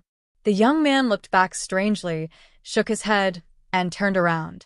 After almost an hour, he walked into the attic again. In the hall, several young people dressed like scholars gathered together. They watched the program on the screen while whispering to each other. "That guy with the surname, Qian, really thinks that he can buy anything with money. We don't want to be associated with such a vulgar person. That guy with the surname Qian is a joke. Let's not talk about him. Do you think that Miss Ying will be able to sleep with Yang Yanqing today?" Impossible. Although Yang Yanqing has some talent in poetry, he's far behind his brother. I think Miss Ying is only doing this for that person's sake. Otherwise, I'm afraid she wouldn't be able to meet him today. I've long heard that Miss Ying is interested in that person. However, with her status, she's still too far behind. Maybe she's going to settle for the second best. It's also possible. After all, that person is appreciated by the third prince. Miss Ying is not worthy of him. A few people were chatting about some things when they were suddenly interrupted by a voice. "Qian Duo, young Master Qian, give Miss Shir a poem." In the past, when a lady performed on the stage, if there was a gift of money or a poem, someone would read it out loud to let everyone know. After all, many people did it for the sake of their reputation. If there was no splash of water, they might not do the same thing again in the future. Therefore, in such a place, there would be someone in charge of this matter. Those who frequented this place were already used to it.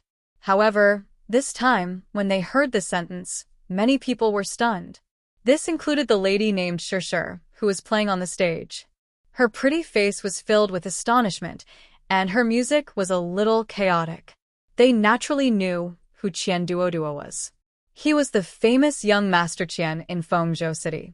The Qian family's banks were opened all over the Qi kingdom. Their business was flourishing everywhere. In the entire Fengzhou City, there were not many families that were richer than the Qian family. The son of a businessman was looked down upon by others. He should have kept a low profile. However, this young Master Qian did not know how to keep a low profile at all. Usually, he boasted that he was a gifted scholar and often lingered in such places. He had spent a lot of money several times, but he did not even get to see the face of a lady. He had become a laughingstock in the eyes of the crowd. Everyone knew that this young Master Qian was a complete idiot. At this time, he was learning from others to compose a poem. Haha, young Master Qian, a poem. Read it quickly read it out. Let us see what kind of masterpiece young Master Qian has. No, read it later. Let me laugh for a while. In an instant, some people could not help but laugh out loud. The atmosphere in the hall became a little lively. In their eyes, young Master Qian knew how to compose a poem. It was no different from a rooster laying eggs or an iron tree blooming. It was simply a fantasy. At this moment, the crowd only treated it as a joke. Hearing the various voices around him, Qian Duoduo's expression changed. He pretended to be indifferent, but his fists in his sleeves were already tightly clenched. He had read the poem just now. Although he could not see anything special about it, it was quite smooth to read. There was one word that he did not know. He only found out after asking someone. It should be better than that surnamed Yang, right? In the corner, there was a person holding a piece of paper in his hand. Under the urging of the crowd, he read it out loud. Kai Xiao attentively held the jade bell. That year, she fought to be drunk and blushed. Dancing low in the willow house under the moon, she sang the wind at the bottom of the peach blossom fan. After parting, I remembered our meeting. How many times did my soul dream with you? Tonight, with only the silver lamp shining, I fear that our meeting is a dream. Those who could linger in this kind of place were mostly scholars. They usually boasted that they were outstanding and talented. Those they interacted with were all scholars. More or less, they had some talent. Otherwise, they would not have been able to fool the crowd. After that person read 2 lines, the mocking voices in the hall quieted down. Until the last line, I fear that our meeting is a dream, was read out, there was no more noise. Countless people were stunned. They turned around to look at Qian Duoduo and swallowed their saliva in disbelief. Was this poem really written by that idiot Qian Duoduo? The woman on the stage was also stunned. She muttered a few lines and felt some kind of emotion. When she looked down the stage again, her eyes were a little hazy. At the door of a certain room upstairs, the woman called Ying opened her mouth slightly. The man opposite her was also surprised. Even if Qian Duoduo did not understand poetry because of his background, his ability to observe people's expressions was far beyond that of ordinary people. Looking at the eyes and expressions of the people around him, he knew that the 1,000 taels he spent just now was really king worth it. Especially when he saw those so-called scholars, their expressions were as if they had seen a ghost. The carefree feeling in his heart was indescribable. He hummed a strange tune and walked out of the door alone under the stunned silence of the crowd. Just as he was about to walk out, he seemed to have thought of something. He turned around and walked to a table. The servant looked at him in a daze and asked, Young Master Qian, is there anything else? Qian Duoduo curled his lips and said, That 1,000 taels of silver was wrong. Give it back to me. I can't control you, but your sister can. When I go back in a few days, I will tell her everything you did here one by one. There was still an hour before the curfew. The streets of Feng State City had already become sparse. Li Yi scolded as he walked. He did not hear a response for a long time. He looked back and saw that Mississippi Lu was already breathing evenly. He shook his head and sighed helplessly. I can't control it anymore. The 3 words fragrant forest garden were vaguely visible under the illumination of the fireworks in the night sky. Chapter 675. Wearing a bamboo hat, Li came out of the pharmacy with a lot of things in his hands. The fat man didn't lie to him last night. When he handed over the money to buy these herbs, the shop assistant accepted it without hesitation. Along the way, he saw 2 banks on the street. The name of the bank was Bank. It seemed simple and crude, but it had a profound meaning. It was because it was opened by a big family surnamed Qian. When people talked about it, they would feel that all the banks in the world were their own homes. The Qian family was very famous in Fengzhou City because of their wealth. Fengzhou City was prosperous, and there were many rich families. Some of them were new families, and some were well-known families with deep heritage. The Qian family belonged to the former, and it couldn't be more new. It was said that the master of the Qian family was originally a destitute laborer. However, he had unexpectedly made a fortune more than 10 years ago. He had started by unloading goods from ships. Then he had slowly started a small business. Step by step, he had expanded his business. After 10 years, the wealth accumulated by the Qian family had surpassed most of the so-called rich and powerful families in Fengzhou City. Including those well-known families with decades of heritage, the wealth of the Qian family could be ranked in the top 5 in the entire Fengzhou City. In other words, the number of families in the entire Fengzhou City that were richer than the Qian family could be counted on one hand. Although power and money couldn't be separated since ancient times, the reality was that those with power had money, and those with money didn't necessarily have power. Especially in today's era, businessmen were lowly. The richer they were, the more they had to accept the ridicule and indifference of others. The Qian family was such an existence. They were different from those families that had accumulated wealth and reputation for hundreds of years. In the eyes of most people, they were villains, landlords, and nouveau riche. They weren't recognized by the upper class. Unlike the later generations, this kind of people were successful entrepreneurs, leading the trend of success studies and idols in the hearts of countless confused youths.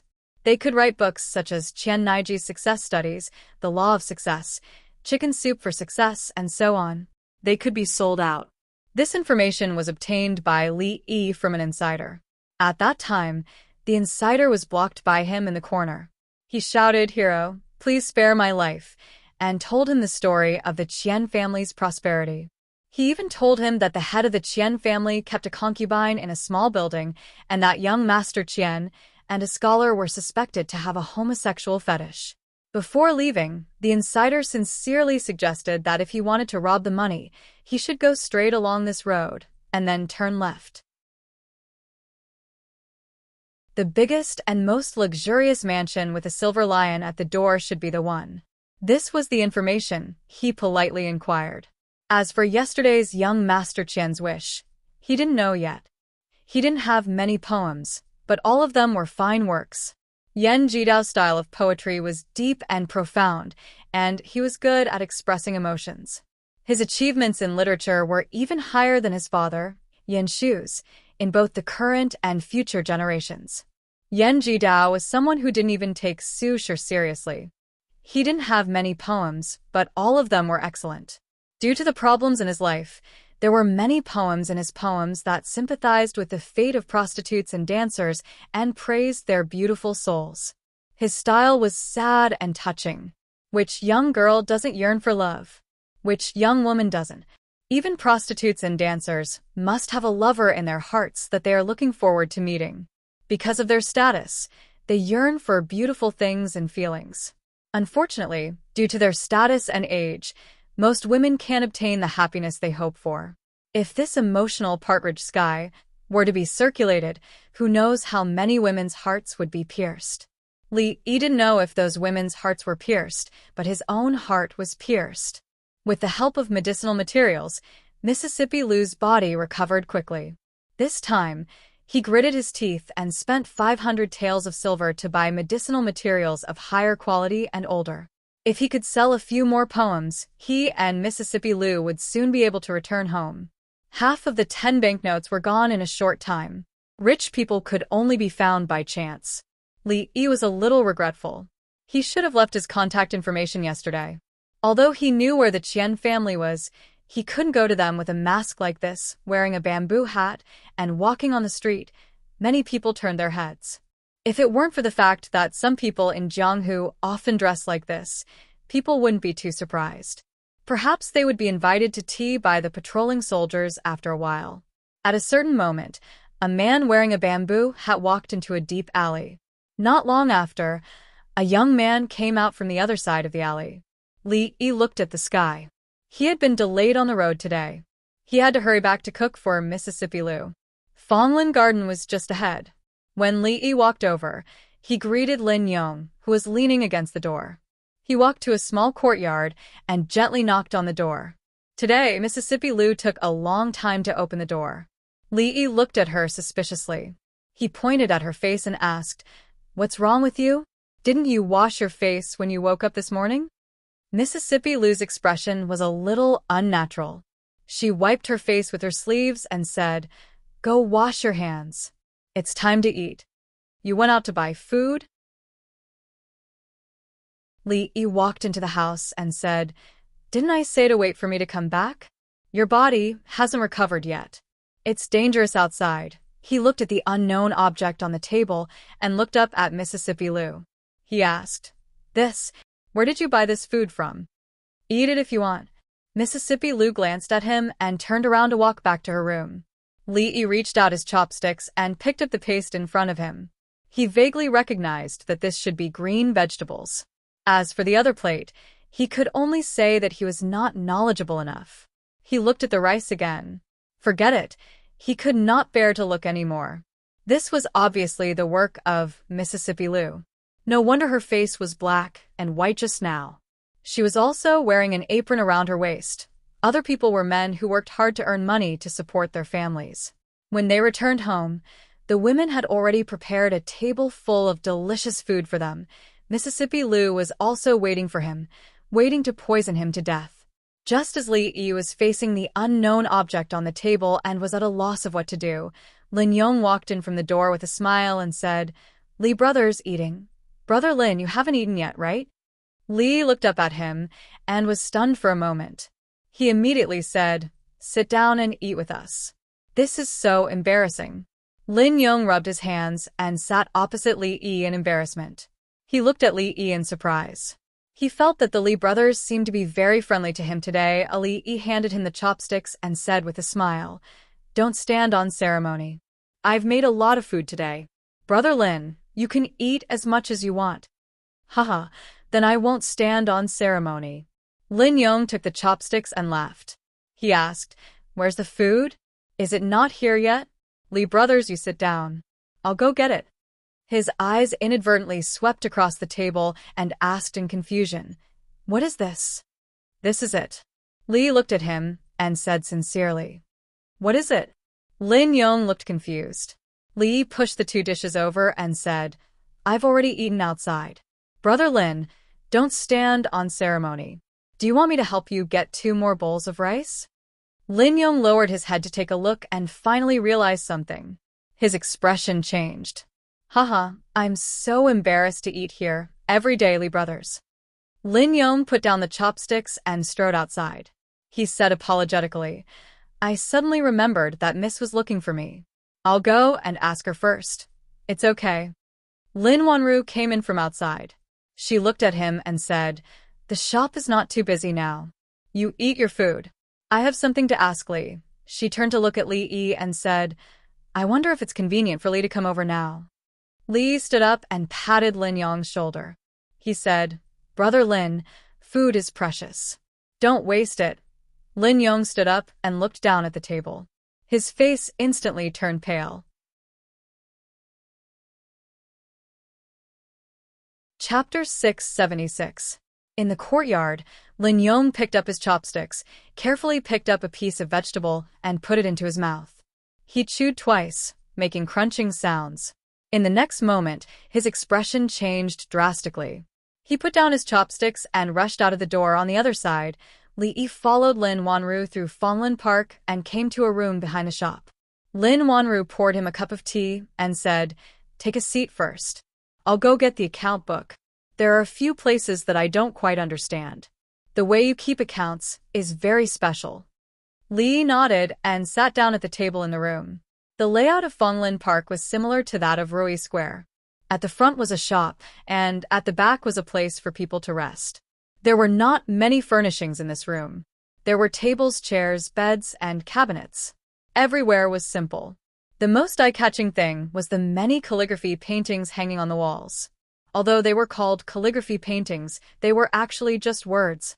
Li knew that this Miss Lin was a person who loved calligraphy. The works hanging in her room were not the best, but they were of a certain standard. There were books on the table, as well as some neatly stacked manuscripts. When Li Yi skimmed to the top page, he was slightly stunned. The reason why he was stunned was not only because this was the poem Partridge Sky that he had sold to the fat man yesterday, but also because this handwriting was Wang Shiji's semi-cursive script. The ink on the paper was still wet, and it was clearly written not long ago. Women in this world, as long as they studied in primary school, would all use the hairpin-style small regular script. It was rare to see a semi-cursive script. He picked up the paper and looked at it doubtfully. "It's not a good imitation. Please excuse me." Lin Wanru's voice came from the side. She said, "In the Jing Kingdom, you should often see the handwriting of that #1 scholar. Otherwise, you can't imitate it so well. Ever since Zhao Xiuwen spread this handwriting, many people in the Qi Kingdom have begun to imitate it.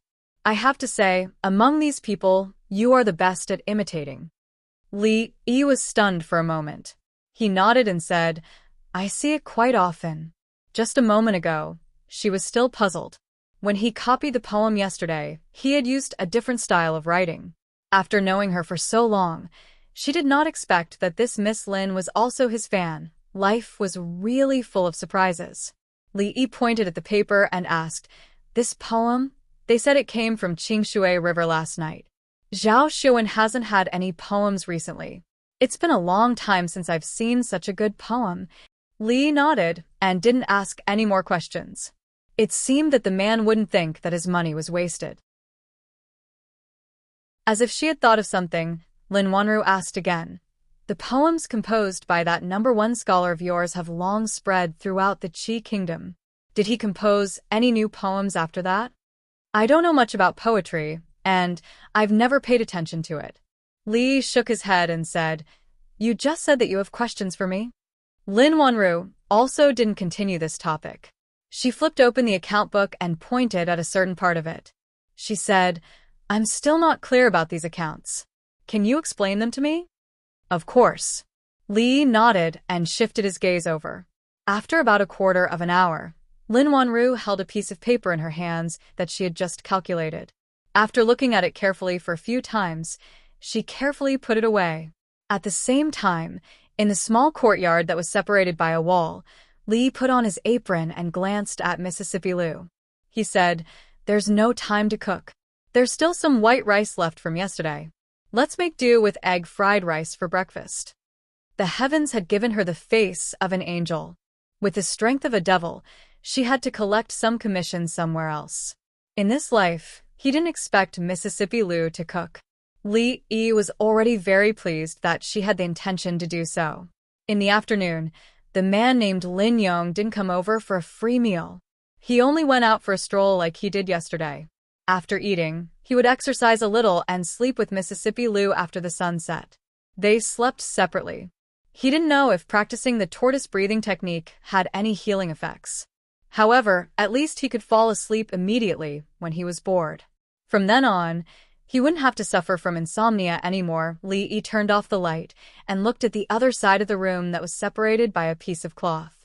He slowly closed his eyes when he heard the sound of even breathing coming from the other side. The small courtyard quickly fell into silence. Outside the courtyard, the place a few streets away gradually became noisy.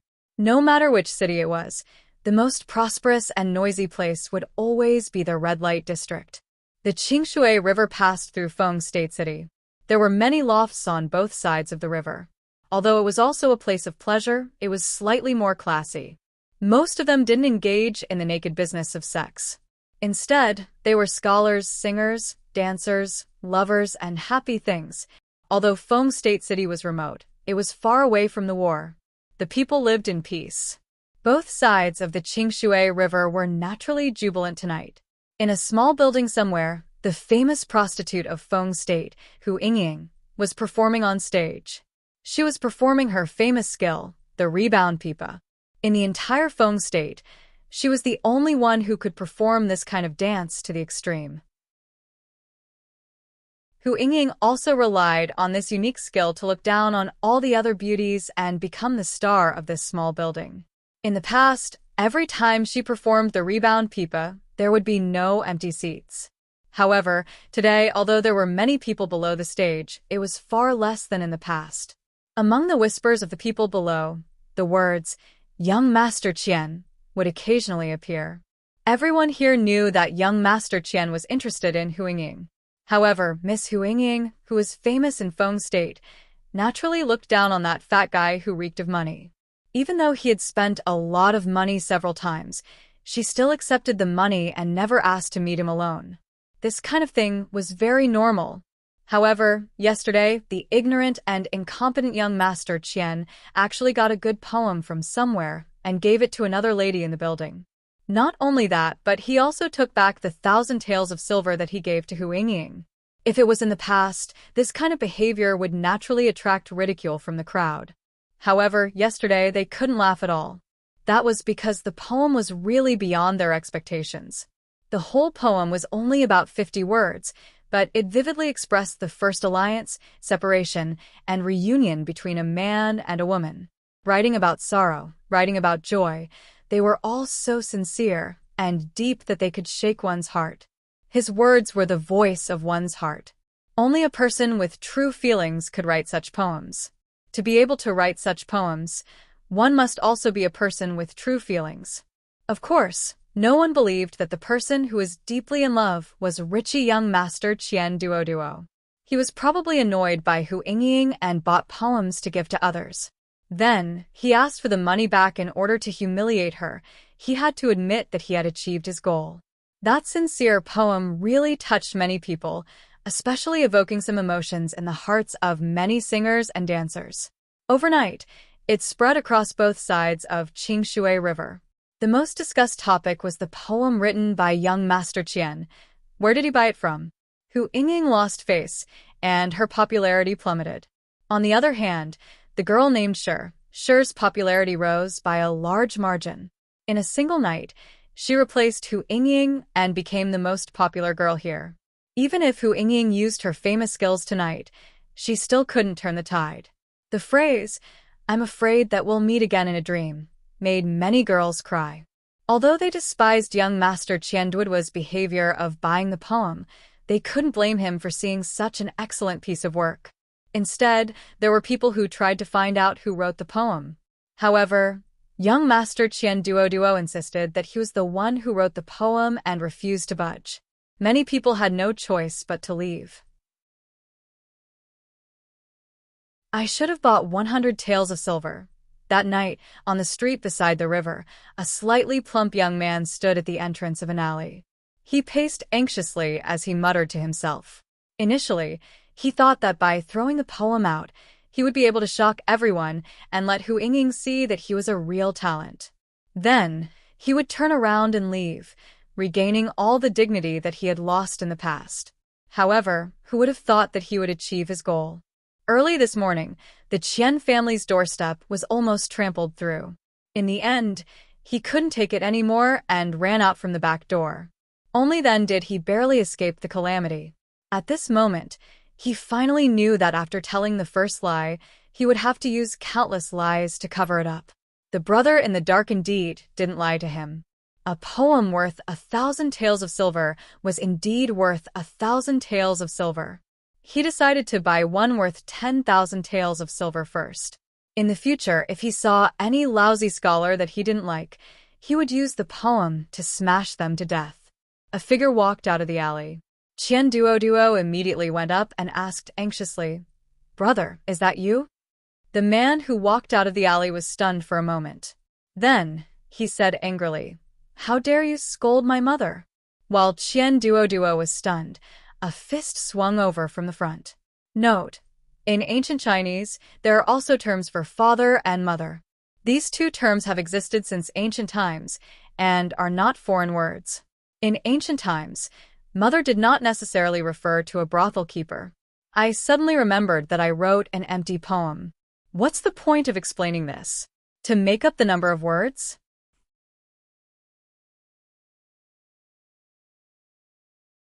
Chapter 677.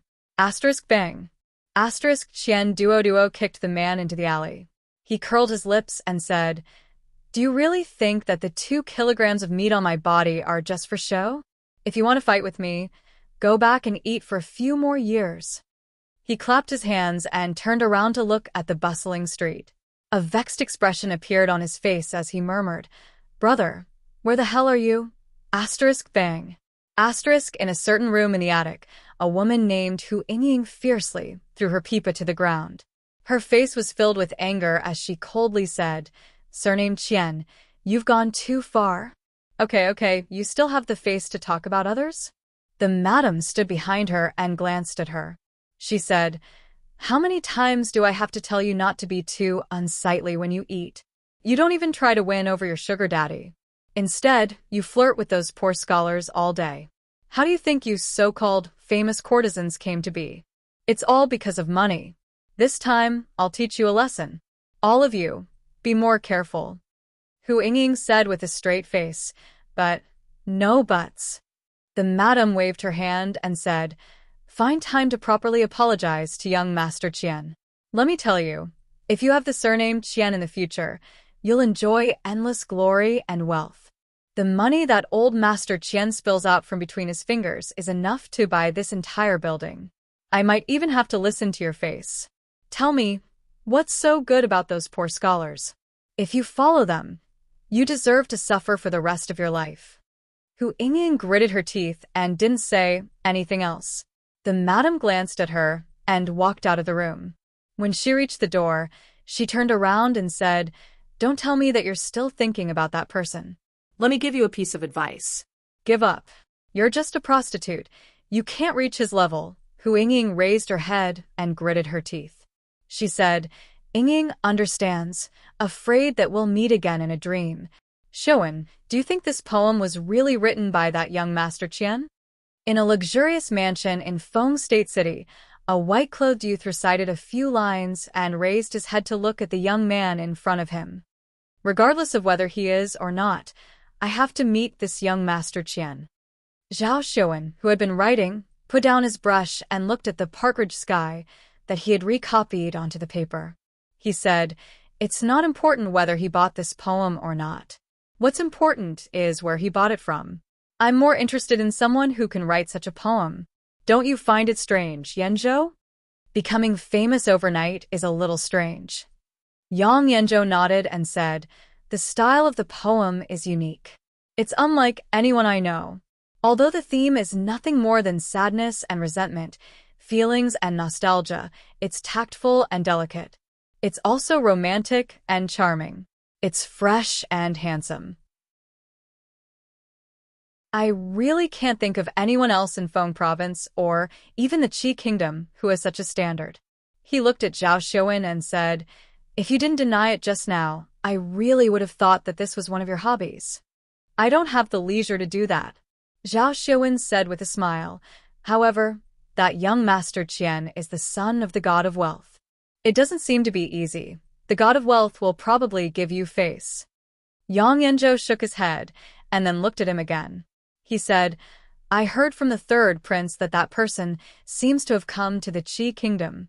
Do you know?" "Who?" Zhao Showen raised his head and asked in confusion. Li Yi, Yang Yanzhou said, looking at him. Zhao Showen was stunned and slowly stood up from the chair.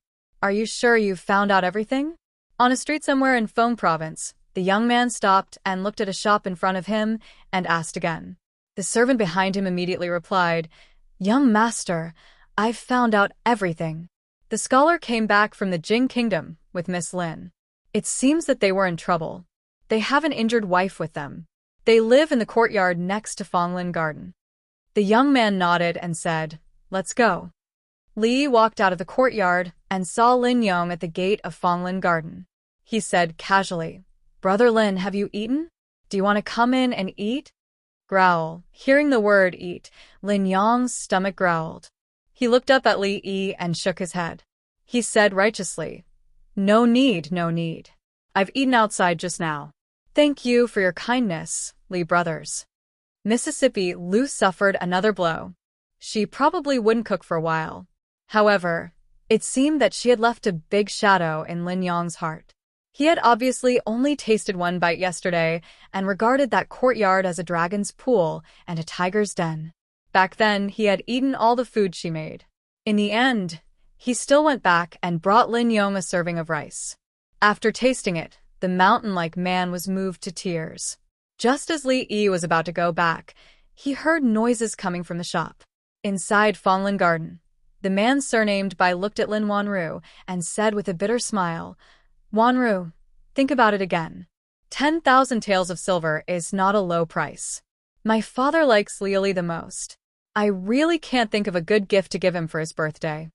Lin Wanru shook her head and said, I'm sorry. The flying swallow horse is the treasure of Fonglin Garden. It's not for sale. I know it's a bit difficult. The man surnamed Bai looked troubled and said, But I also want my father to be happy. Otherwise, I definitely wouldn't ask. I'm really sorry. I can't make the decision alone. Lin Wanru still shook her head. Not long after, the man surnamed Bai walked out of the shop. After glancing at Li Yi, he shook his head and turned to leave. Li Yi thought about it and walked into the shop. He saw Lin Wanru standing in front of the Lioli ware. He walked over and looked at her. After hesitating for a moment, he said, Miss Lin, if you can sell this Lioli ware, it's better to sell it as soon as possible. Why? Lin Wanru looked at him and asked with a frown. Li Yi pointed at the Lioli ware and said, There are some foreign merchants who claim to be from Great Britain. They traveled over land and water to bring a large amount of Lioli ware here. This thing will soon be worthless. So, it's better to sell it as soon as possible. How do you know? Lin Wanru looked at him and asked. It's a coincidence. I saw them in the Jing kingdom before. It won't be long before they reach the Qi kingdom. Li Yi could only say so much. Any more would involve business secrets. It was not easy for the British merchants. They traveled thousands of miles, traveled over land and water, and lost a lot of people. It was not easy for them to come here. He had to give them a way out. Watching him leave, Lin Wanru's face showed a thoughtful expression. When she looked at the flying swallow again, her eyes changed a little. Great Britain? A foreign merchant? Lin Wanru's face showed a thoughtful expression. I've never heard of this foreign country. Is it rich in Lioli ware? Chongzhou and Fengzhou were neighbors. If one rode a fast horse, it would take a day's journey from Fengzhou to the border of the Qi kingdom. After crossing the river from Chongzhou, one would reach the territory of the Jing kingdom. In a shop in Fengzhou City, the shop assistant scratched his head in confusion and asked, Where did you say you came from? I didn't hear you clearly. Say it again. At this time, there were a few men in ragged clothes with unkempt hair and dirty faces. The man in the front looked at him and said arrogantly, Listen carefully. We come from the great United Kingdom of Great Britain and Northern Ireland. We have a big business with you. Hurry up and ask your shopkeeper to come out. What are you doing? The shop assistant looked at them with disdain. He waved his hand and said impatiently, A bunch of stinky beggars. You want to ask our shopkeeper to come out? Hurry up and get lost. If you don't, I'll let the dogs bite you. The man in the front turned around and gave another man a look. The man immediately opened a big box on the ground. In an instant, the whole shop was lit up. The shop assistant looked at the box with his mouth wide open. He was stunned. After a while, he shouted, and ran to the back. "Shopkeeper, come out quickly." Chapter 678. Qian Duo had been distressed for the past 2 days. The poem, Partridge in the Sky, and the phrase, "I'm afraid we'll meet in a dream," had spread his name throughout the entire Feng State City. Although his name was well known in Feng State City before this, the meaning was very different. Foppish, idiot, prodigal. This was what people thought of him before. Foppish, idiot, prodigal, poem seller. This was what people thought of him now. He needed to prove himself and prove that he didn't buy the poem. He wasn't an idiot. He just didn't want others to know about it. However, the brother who sold him the poem had disappeared. The other party appeared mysteriously and disappeared mysteriously. He hadn't appeared since that night. It was as if the other party had appeared to save him that day. He didn't know the brother's name or appearance. The only clue he had was that alley. Therefore, he asked his father to buy the restaurant across the alley the next day. At this time, he was sitting in the restaurant's lobby.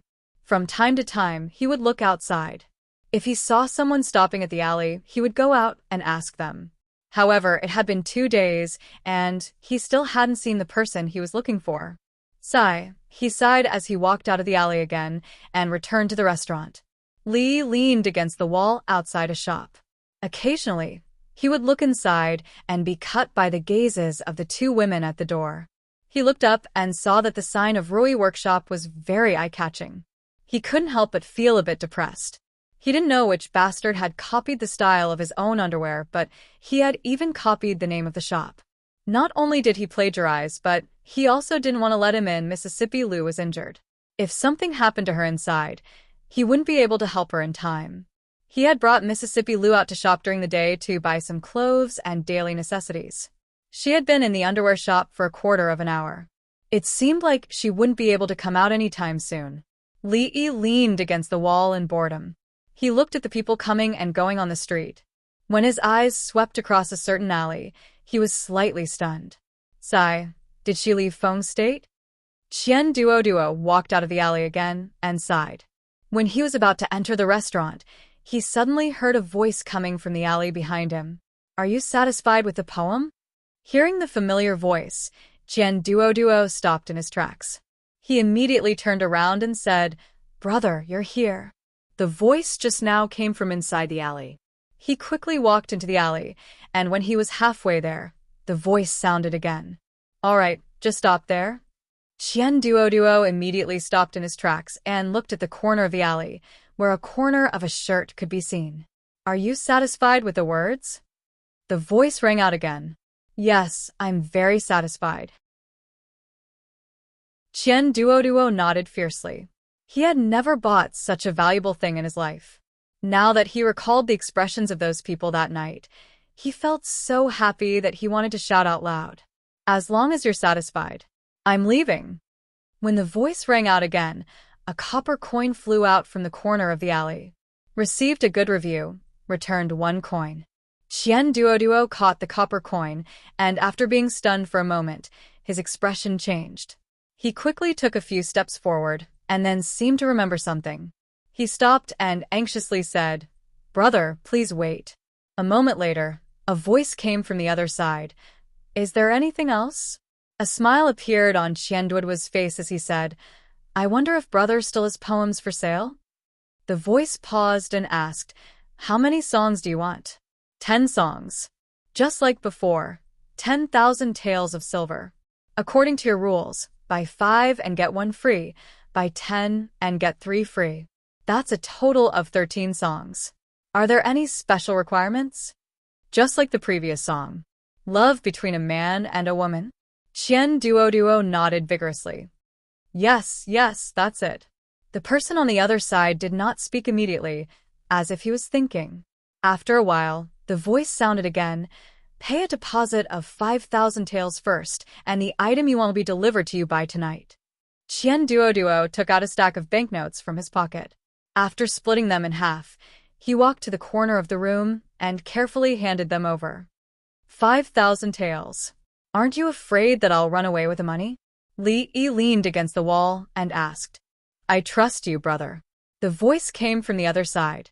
Besides, it's only 5,000 taels, but 5 days' worth of pocket money? Li Yi waved his hand and said, "Wait at the entrance of the alley before it gets dark." "Thank you, brother."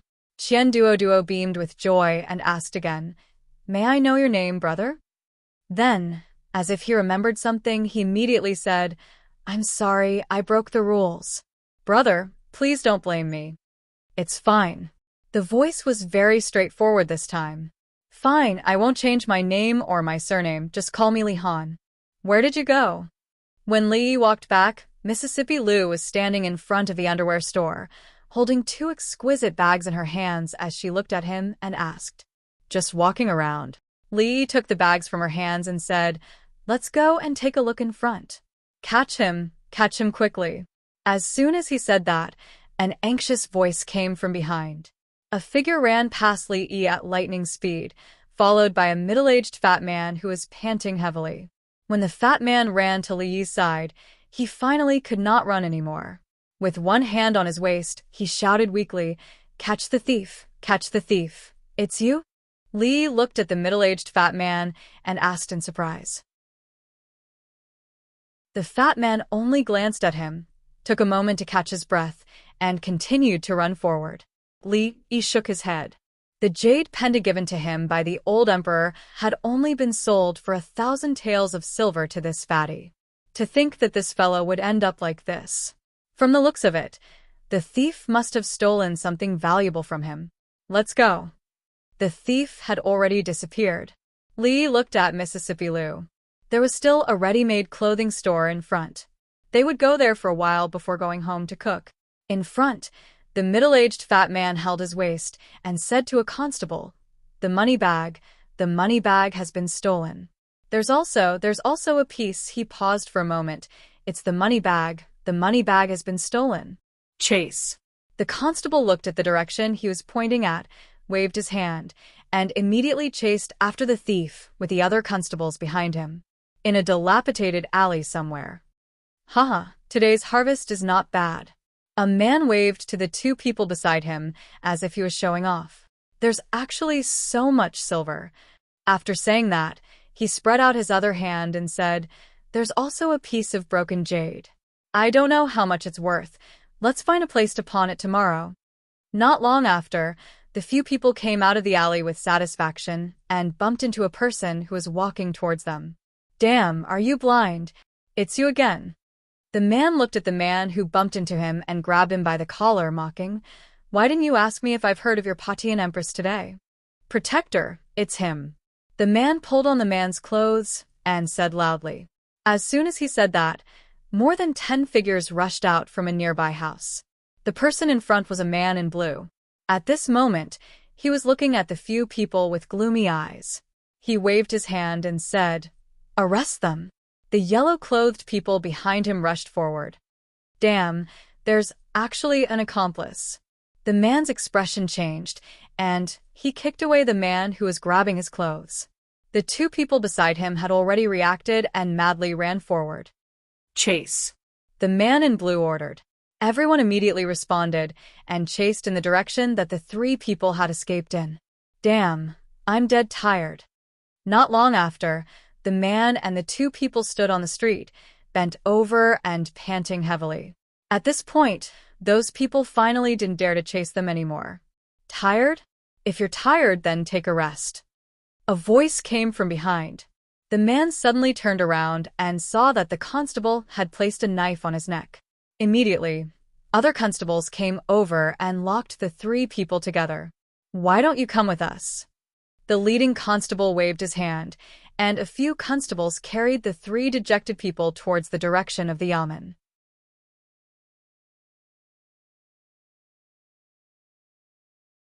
Chapter 679. You can decide what to do with this case. I'm going to sleep for a while. Somewhere in Fengzhou City, the county magistrate yawned and waved his hand to the bailiffs. He then leaned back in his chair and closed his eyes. He was getting old, and his body couldn't take it anymore. Yesterday, he had fought with his new concubine until dawn, but now he couldn't take it anymore. "Yes, Your Excellency." The bailiff cupped his hands and bowed. Tell me, how many times have you done this? He walked down and patted the man's face. The big man sighed and said, I can't count. You have hands and feet. You can do anything. Why do you have to steal and rob? The bailiff looked at him and said, Now that you're out, find some serious work. Don't let me see you in the county jail again. Alas, life is hard. The big man sighed and said in a melancholy tone, It's impossible to work. I'm not born for this. If I don't steal and rob, I'll starve to death. The bailiff slapped his head and waved his hand, saying, Take him away. See if there's anything missing. Another bailiff pulled a bag of money from the big man's body and threw it to the middle-aged man. The middle-aged man opened the bag and looked inside. His face was gloomy. Finally, he gritted his teeth and said, There's nothing missing.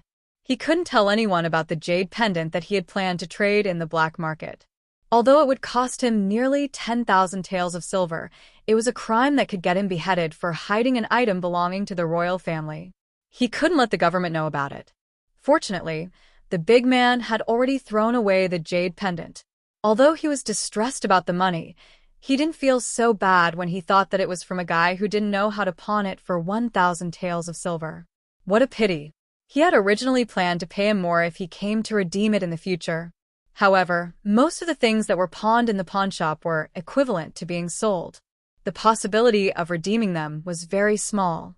If he was lucky, he could make a net profit of 10,000 taels of silver, although his heart ached. Taking a step back, compared to his life, none of this seemed that important. The burly man was being escorted by 2 bailiffs. Just as he was about to leave, he seemed to have thought of something. He stopped and said, That's right, there's also a jade pendant. Since it's not worth much money, you can take it back as well. That way, you won't be able to say that I hid it from you.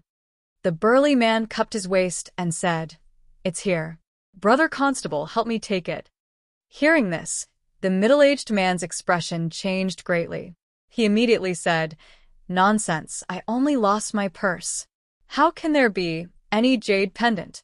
You stole it from someone else. You must have remembered wrongly. The burly man was stunned for a moment. He looked at the middle-aged man and said, Don't tell me you're confused. You lost your jade pendant and forgot about it. Or you really want to postpone it and make me suffer a few more beatings. The middle-aged man forced himself to calm down and said, Nonsense. Why would I harm you? Do you think I don't know if I lost the jade pendant or not? The burly man turned to look at the bailiff and said, Brother Constable, this guy may have really forgotten that the jade pendant is on my waist. Help me take it. He should remember it when he sees it. The bailiff looked at the 2 of them and felt a little surprised. He felt something from the bulge on the burly man's waist. Crack.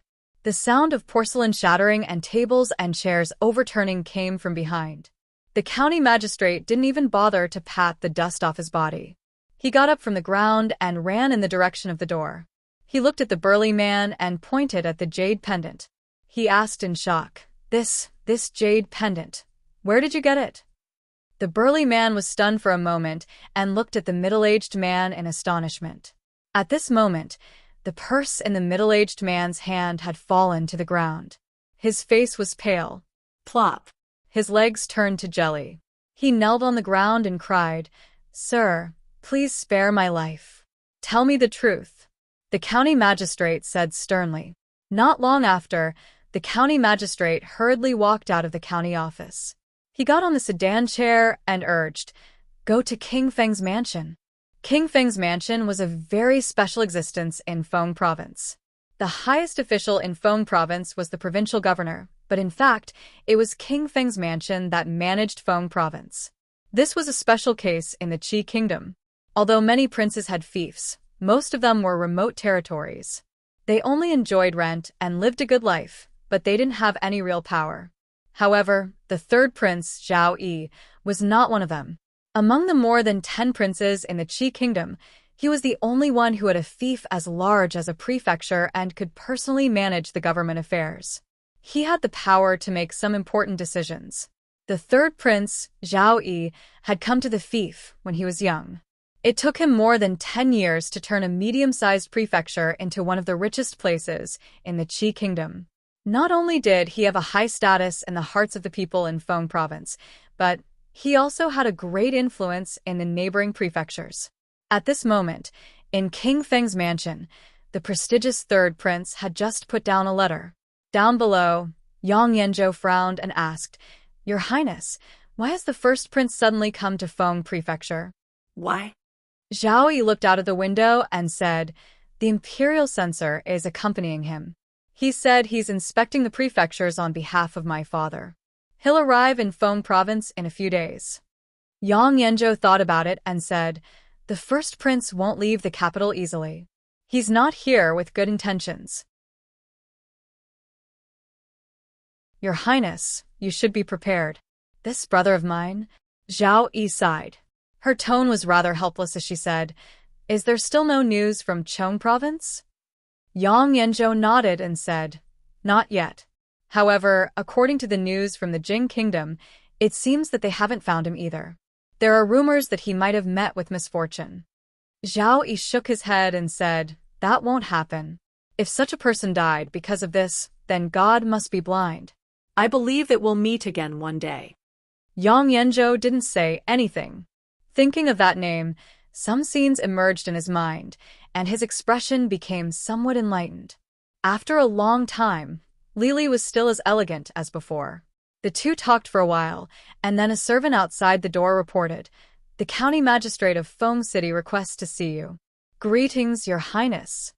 The county magistrate of Feng City hurriedly came in and bowed to Zhao Yi. "County Magistrate Wu, you don't have to be so courteous." Sit down. Zhao Yi raised his hand and said, "May I know why County Magistrate Wu suddenly came to visit?" County Magistrate Wu respectfully presented a jade pendant with both hands and said, "Your Highness, this jade pendant was accidentally obtained from several bandits today." Yang Yanzhou was surprised. He looked at Zhao Yi and said, "Your Highness, isn't this the one that His Majesty rewarded you? It's the Huilong pendant." Zhao Yi took the jade pendant from County Magistrate Wu's hands and smiled. "He's here." Coming. Li Yi hurriedly walked into the kitchen. If he was a step late, he would have to make do with egg fried rice today. Mississippi Lu seemed to have made up her mind this time. She wouldn't stop until she made a dish that could be swallowed. She just felt pity for the ingredients that she had just thrown away as garbage. Some of them were really expensive. Thinking of the 5,000 taels of silver he had just received, he didn't feel so distressed. Out of the 10,000 taels of silver, he had to keep 1,000 taels of silver. When he left, he would redeem the jade pendant. If the old emperor remembered it one day, he couldn't use the excuse that the proud Lolita had lost it every time to fool him. Thinking of the jade pendant, he thought of the stingy pawnshop manager. The value of that jade pendant was certainly more than 1,000 taels of silver.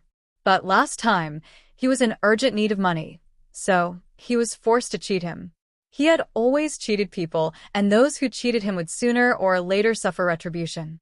This was not the second time they met, and he had already lost something important. The next time they met, he would probably lose his head. Therefore, it was better to be upright. The heavens were watching, and it was not easy for him to hold on to the integrity of his heart when the smell of burning came from the kitchen of the small courtyard again. In the prison of the county government, the pawnshop manager knelt on the ground and kept kowtowing. He said in a trembling voice, he was wearing a bamboo hat that day. I really didn't know his identity."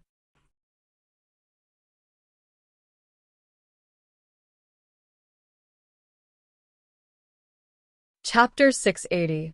In the county jail, Zhao Yi, the third prince of the Qi Kingdom, looked at the pawnbroker and asked, "Half a month ago, he wore a bamboo hat and pawned this jade pendant for 1,000 taels of silver?"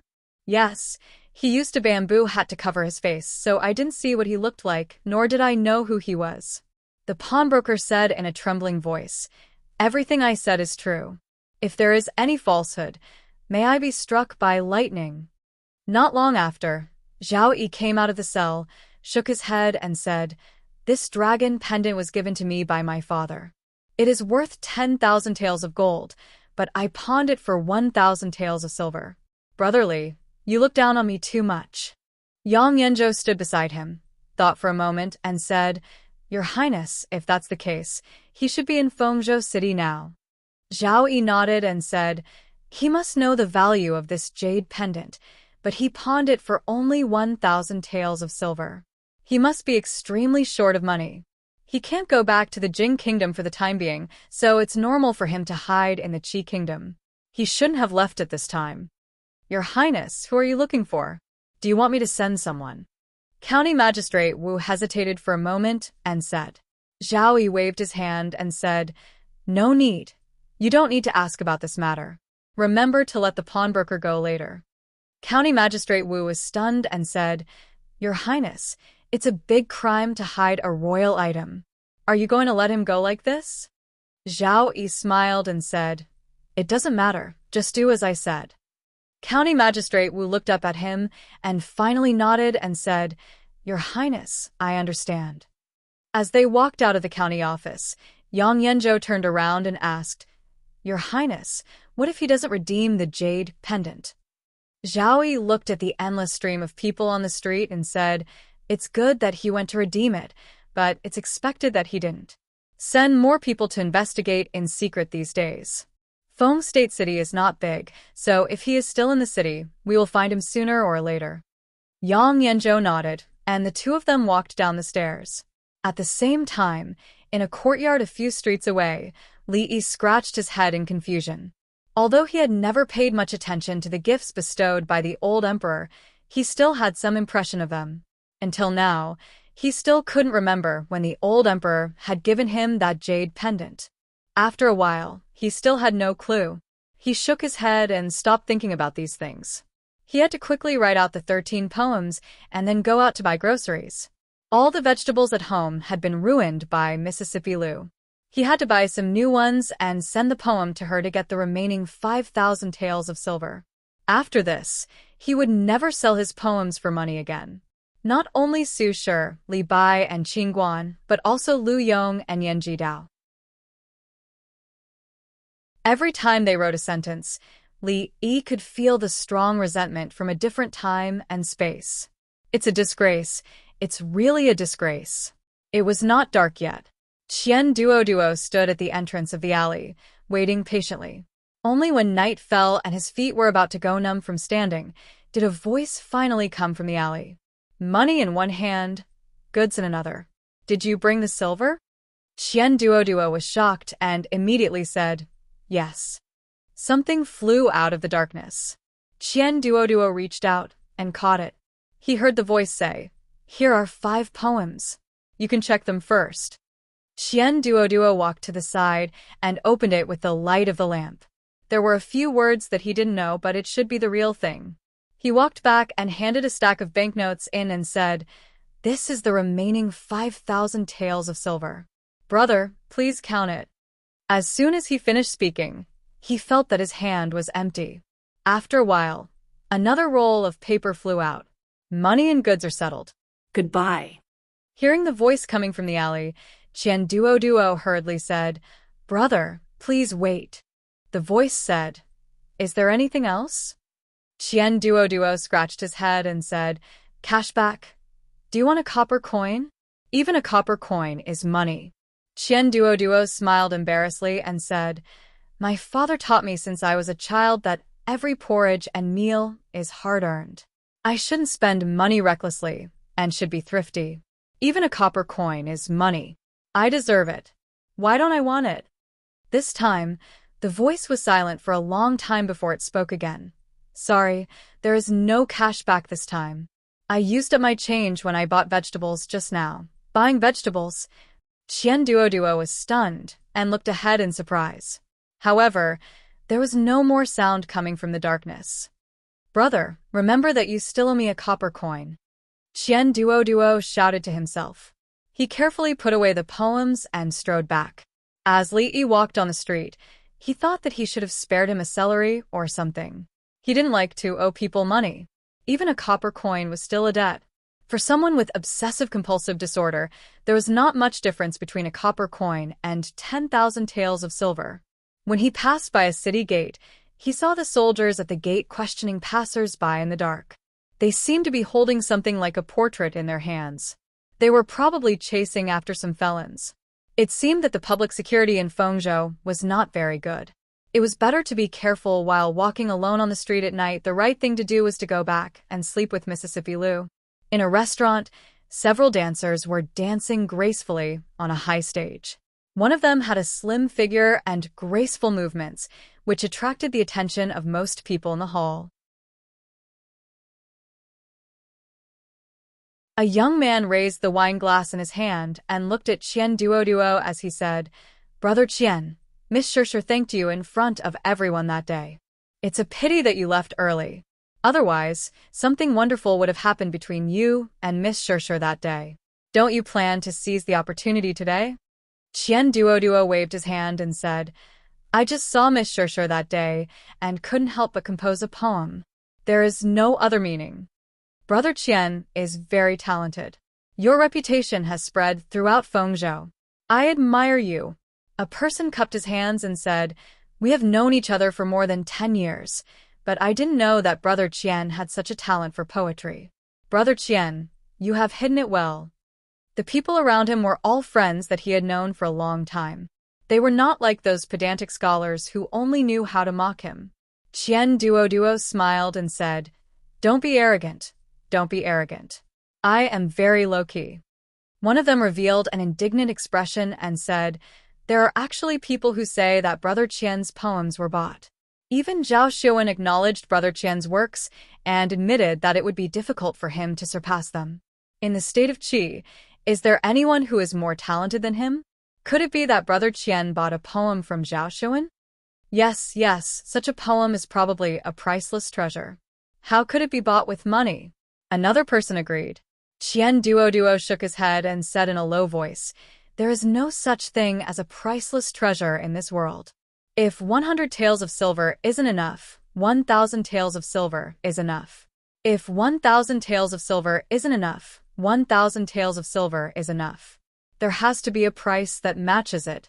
I think that poem is only worth 1,000 taels of silver." Someone asked doubtfully, "Those poor people value their moral integrity more than their lives.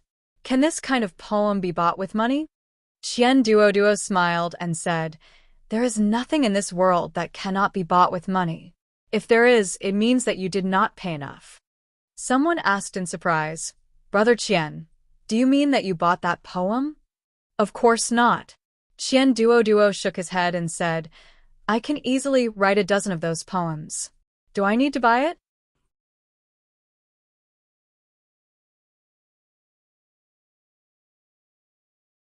Chapter 681. Cough, Brother Qian is talented. I admire you, admire you. The moment Qian Duoduo said this, the young men beside him were stunned for a moment before they immediately said with a smile. Almost all of their families were businessmen. Although they had been forced to study since they were young, it was difficult for them to even memorize books. They knew nothing about poems and essays. Because of this, they were looked down upon by those scholars. They naturally did not have a good impression of those people. They were happy to see Qian Duoduo write good poems and slap those people in the face. Of course, it was also because the Qian family was rich. Many of their families could only survive by relying on the Qian family. They had to fawn on the Qian family's young masters. My father often taught me to be low-key. I have talent. Will I tell you? Will I be like those poor bastards who spread it everywhere? I won't. Qian Duoduo stretched out his hand and pressed it down. He said, "It's fine if you know about these things. Don't spread it around. I don't like to be ostentatious. I don't know where he bought a poem from, but he's getting cocky." A cold snort came from the side. A green-robed scholar glanced over and said, "He really thinks he's a scholar. It's fine if he's trash who doesn't know anything about literature, but to take someone else's poem as his own, he's simply shameless." Who are you talking about? Who are you talking about? Before Qian Duoduo could speak, a person beside him stood up and turned around to look at him in dissatisfaction. The green-robed scholar smiled mockingly. He turned his head and said, "Who doesn't know shame? Who knows in their hearts? Don't you think so? If his heart is magnanimous, why would he be afraid of the words of others? I'm afraid some people have ulterior motives. Only he knows if there are any ulterior motives." There were a few other similarly dressed men beside the green-robed scholar. At this moment, they all spoke, their tone full of mockery. Qian Duoduo stood up and walked over. He looked at the person from before and asked, "If his heart is magnanimous, he won't be afraid of the words of others?" The scholar nodded and said, "Of course." Qian Duoduo asked again, "Then are you magnanimous?" The man sneered and said, "We scholars have righteousness in our hearts. We do things in an upright manner. We are naturally magnanimous. You aren't afraid of the words of others?" Not. Really impotent. No. As soon as the scholar opened his mouth, he realized that something was wrong. He swallowed the next word and looked at him coldly. "How could I fall for such a clumsy trick?" he said. "Since you don't care what others say." Qian Duoduo looked at him and said, "If I call you a son of a bitch, won't you be angry?" The scholar was startled. His face quickly turned from red to green. Pointing at him, he said, brat, you dare." Qian Duoduo looked at him and said, "Look, you don't even know how to scold people. Who is the trash? You dare to say that you are not a wastrel who spent money to buy poems?" The scholar's eyes were almost spitting fire as he said, "If you can compose another poem of that level on the spot, I, Wan Jun, will immediately kowtow to you and apologize for what I said before." "Brother Wan." The expressions of the few scholars behind him changed as they hurriedly stepped forward and said worriedly, "Brother Wan, be careful with your words. If Qian Duoduo bought 2 poems instead of 1, Wan Jun would lose all his face from now on. He would never be able to raise his head in Feng State City again. You don't need to say anything more." Wan Jun waved his hand and said, "If he can buy 2 poems of that level, I will admit defeat this time. If he can't, I will expose this shameless wastrel to the public." "Are you sure?" Qian Duoduo looked at him and said, "If I can compose another poem, will you kowtow to me?" A scholar added, "It is to compose another excellent poem that everyone will agree with. If you make up a few lines, will Brother Wan still kowtow to you?" The commotion here had already attracted the attention of the people in the hall. Even the woman on the stage temporarily stopped her performance and looked over with a surprised and doubtful expression. "If that's the case, then let's bet." Qian Duoduo nodded as he looked at the stage and said, "I remember the first time I met Miss Feifei. The plumage dance is still fresh in my memory. I will give this poem to Miss Feifei." "Ah, give it to me?" The woman on the stage was startled and couldn't come back to her senses for a while. Below the stage, there was already a voice coming out. "After a dream, the tower is locked high, and the curtains are lowered when I sober up. Last year's spring hate comes. Falling flowers stand alone, and swallows fly together in the rain. I remember the first time I met Feifei, wearing a robe with 2 hearts. The lute string speaks of yearning. The bright moon shines on the robe, and the rosy clouds return." The woman on the stage called Feifei was still wondering when she had worn a robe with 2 hearts. As for the lute, she didn't remember playing it often. She was good at the zither. Below the stage, the young man called Wan Jun was stunned on the spot. The expressions of the people behind him changed almost at the same time. They didn't expect Qian Duoduo to so easily throw out such a poem. The people around them were already whispering the lyrics, secretly comparing it to the previous song. They were both about singing girls, and the style was similar. The lyrics were similar. A person's style was usually fixed. At the same time, it was very difficult to change it. It was very easy for outsiders to tell if the 2 poems were written by the same person. Originally, they were almost certain that the partridge sky was bought by Qian Duoduo. However, at this moment, their hearts were a little shaken. After all, there were no scholars who had reached this level of talent who would be willing to sell their hard work. In reality, when one's literary talent reached this level, they would not lack money. One poem was already a little unbelievable, let alone two. Qian Duo turned to look at Wanjun and said, "How is it? This poem is not bad, right? What did Brother Wan say just now?" Wanjun's expression changed. He couldn't tell which of the two poems was better. Because of personal preferences and other factors, no one could tell. Because of this, it meant that if Qian Duo made another poem that was similar to the previous one, he would have to kowtow to him and apologize at this moment. Someone behind Wanjun suddenly said, "You bought one and you might have bought two. Unless you take out another one, you still can't prove that these two poems were written by you." "I knew you would be shameless." Qian Duo shook his head and said, "Then, how about you listen to this one?" After saying this, he opened his mouth again and said, "Red leaves, yellow flowers, autumn is late, 1,000 miles miss the traveler. Flying clouds end, returning to the swan with no letter. Where can I send a letter?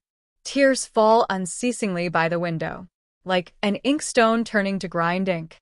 Gradually writing about parting, deep in this love, the red paper is colorless." Wanjun opened his mouth and his face was ashen. This time he didn't say anything. The scholars behind him also had faces full of disbelief. How long had it been? Did he really think composing poems was like eating and drinking? The way the surrounding people looked at Qian Duo had already changed. He might have bought one or two poems, but he couldn't possibly tie up a talented scholar to write poems for him, right? Anyone who was involved in poetry could easily see that these three poems were obviously written by the same person. Such a talented scholar should have been famous throughout Feng province. How could he work for someone else's disciple? Could it be that this young Master Qian, who had always been known as an idiot, had been hiding it all along? Astonished expressions appeared on more and more people's faces. Li Yi was also astonished. Other than astonishment, he was also gratified. This was because when he came back, he found that Mississippi Lu had actually washed all the dishes. In the past 2 years, this was the first time he saw her do such a thing. After putting away the groceries and the money, he chatted with Mississippi Lu for a while before going to bed. Among the 13 poems just now, more than 8 of them were written by Yan Jidao. Before going to bed, Li Yi put his palms together and recited in his heart, "I'm forced to make a living. Brother Yan, don't blame me, don't blame me."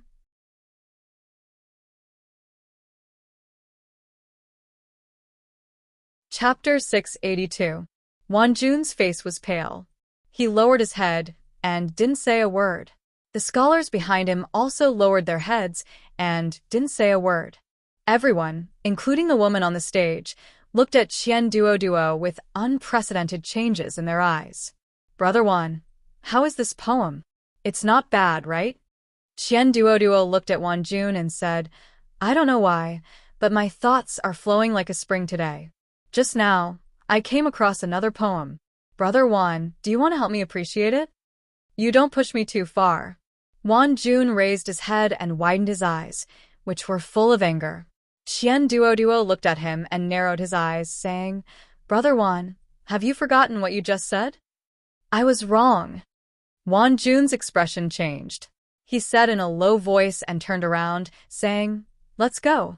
Seeing that they were about to leave, one of the people behind Qian Duo wanted to stop them but was stopped by him. Qian Duo waved his hand and said, "Forget about kowtowing. I don't want to have such an unfilial son." Many people looked at the backs of Wanjun and the others as they left with complicated expressions. If Wanjun really kowtowed and admitted his mistake tonight, he would lose all his face. After tomorrow, he would definitely become the laughingstock of Feng State City. Although he temporarily saved his face by leaving like this, it was inevitable that he would end up going back on his word. If Qian Duo was just an idiot and the poem was really bought, it would be fine. But he threw out 2 more poems just like that and shut everyone's mouth. With that kind of talent, how could he sell his poems to others for money? Unless he really kidnapped Zhao Xiuwen and forced him to write poems for him. Otherwise, he had always been low-key and never revealed anything. However, if it was the latter, what was the reason? One person looked at Qian Duo with eyes full of admiration and said, "Hey, Brother Qian, you just said that you have a new poem. Read it for us." "Read what?" Loki. Qian Duo waved his hand and said, "We'll talk about it next time." Just now, he had desperately memorized 2 poems. When he read the first one, he almost read out the 2 words Xiaoping. If he hadn't remembered that there was an annotation below the sentence, where the word Xiaoping could be written with any woman's name, he would have almost made a fool of himself. He even marked out such details. That brother was really meticulous to the extreme. He could simply be called a businessman with a conscience. Let's go. Eating and drinking were not his goals. He had already done what he needed to do. Seeing those poor scholars suffer made him feel carefree. Qian Duo waved his hand and walked out of the door. "Young Master Qian, please wait." Qian Duo turned his head in confusion and saw the woman named Fei coming down.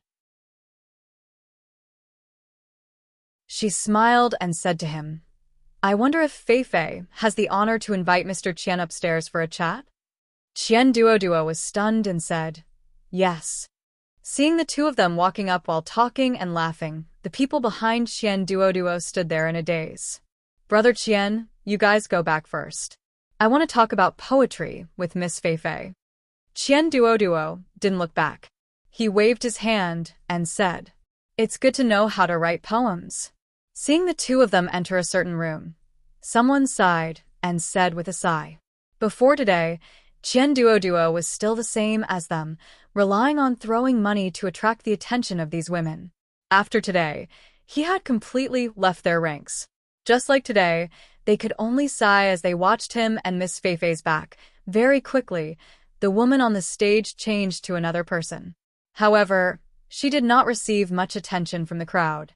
It was unknown how many people were looking at the tightly shut door upstairs with complicated feelings. Li pushed open the door and stretched comfortably. He let out a long breath of foul air and could not help but feel refreshed. The medicinal herbs must have really worked. These days, Mississippi Lu's body was recovering very quickly. Apart from being unable to use her vital qi, she was no different from a normal person in other aspects. At this rate, it would not be long before this trip to the Qi Kingdom came to a successful end. He had asked Lin Wanru before. The Lin family's caravan had no plans to go to the Jing Kingdom in the near future. Being in a foreign country, he could not find anyone he could trust to send a message. Thinking about it, the news that Rui and the others had received should only be the last time he and Mississippi Lu appeared in Suzhou. The possibility of them finding this place was very small. He could not leave the injured Mississippi Lu here alone. There was no one he could use, so he could only put this matter aside for the time being.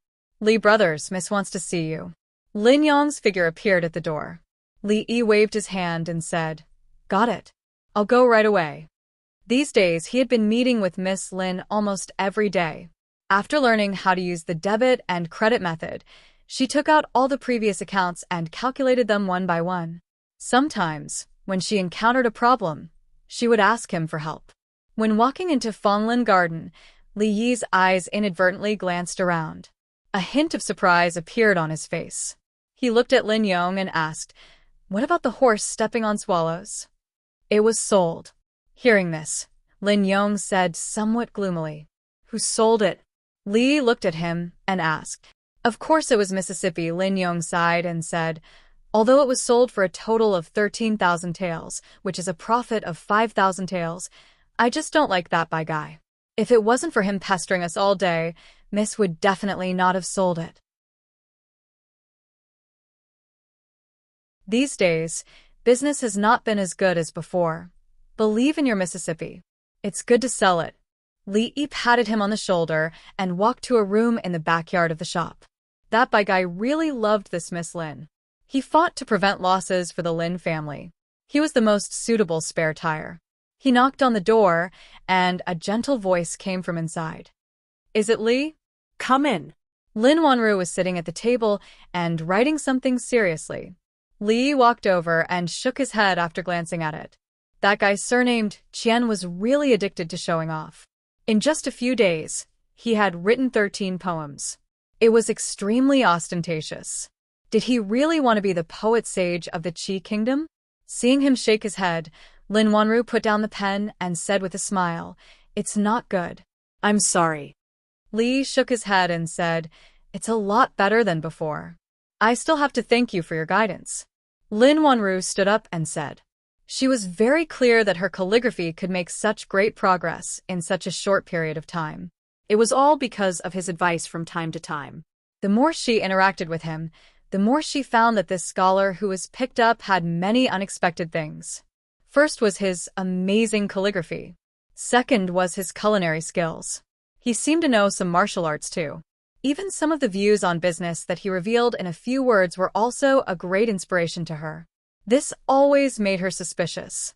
Could it be that every scholar in Jinghua was like this? Li Yi's gaze moved away from the poem she had copied and asked, "Is there something wrong with the accounts again?" Lin Wanru shook her head and said, "I actually invited you here because I have a presumptuous request." The concept of presumptuous request was too broad.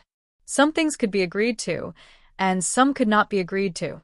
After all, Mississippi Lu was still here, so he still had to pay attention to some things. "What is it?" Li looked at her and asked. He had to clarify whether he could agree to it or not. "There's an important meeting tomorrow night. Several big trading companies in Feng State will be participating. Brother Lin is straightforward, so it's not suitable for him to participate. I don't know if you have time." "I think that's it?" "That's it." Li Yi nodded with some disappointment. "If it's tomorrow night, I should have time."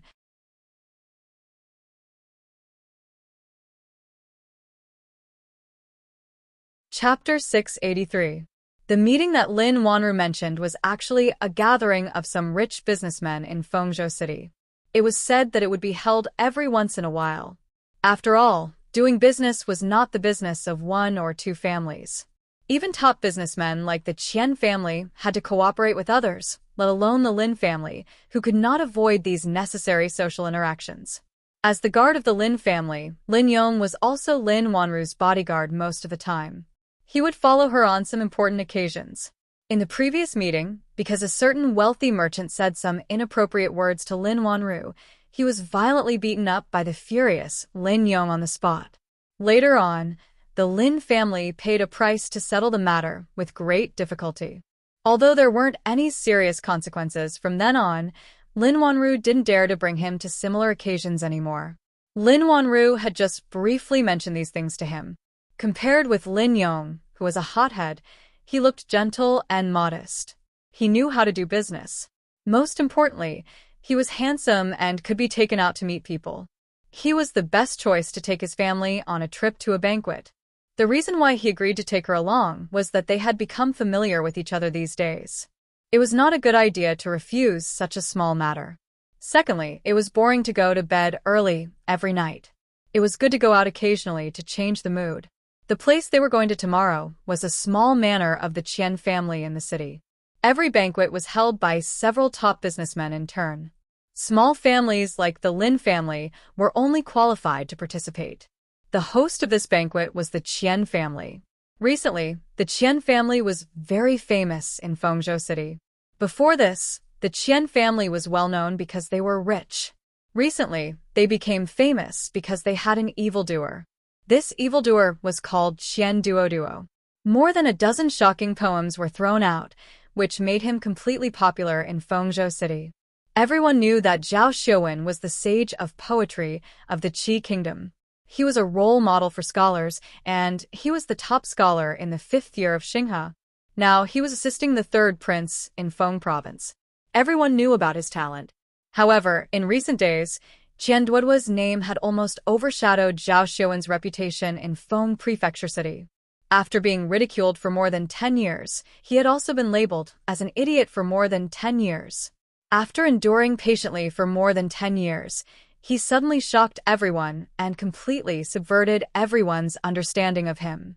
There were many people who had doubts about this, but there were also some people who believed that the Qian family had really produced a Qilin son this time. "Xiuwen, what do you think?" Yang Yanzhou asked Zhao Xiuwen after flipping through a book of poems. "Great literary talent." Zhao Xiuwen also held a similar booklet in his hand. He nodded his head and said, 13 poems, each of which is an excellent work." Yang Yanzhou shook his head and asked, Do you really believe that these poems were written by Qian Duo in 5 days? For a poem of this level, even I would have to spend a long time to craft it. It's not like you, and I don't know what the son of the god of wealth is like. Zhao Xuan put down the book of poems and said, there must be an expert behind him, but I still can't figure it out. From his poems, I can see that he must be a proud person. Why would he give away his painstaking efforts? Could it really be just for money? Yang Yanzhou asked doubtfully. The important thing is, when did such a talent appear in Feng province? Zhao Xuan smiled and said, I might have to go to the Qian family in a few days. Speaking of which, he is also in Feng province. Yang Yanzhou thought about it and said, could it be him? Zhao Xuan raised his eyebrows and asked, if it was him, it would not be difficult for him to write these poems. But why would he give them to a stranger? It's not a gift. Yang Yanzhou looked at him and said, when he first arrived in Feng province, he pawned the third prince's jade pendant.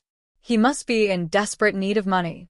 With his style of doing things, it is not strange at all that he would do such a thing. Zhao Xuan frowned and asked, even if he was in need of money, he is a proud scholar. How could he?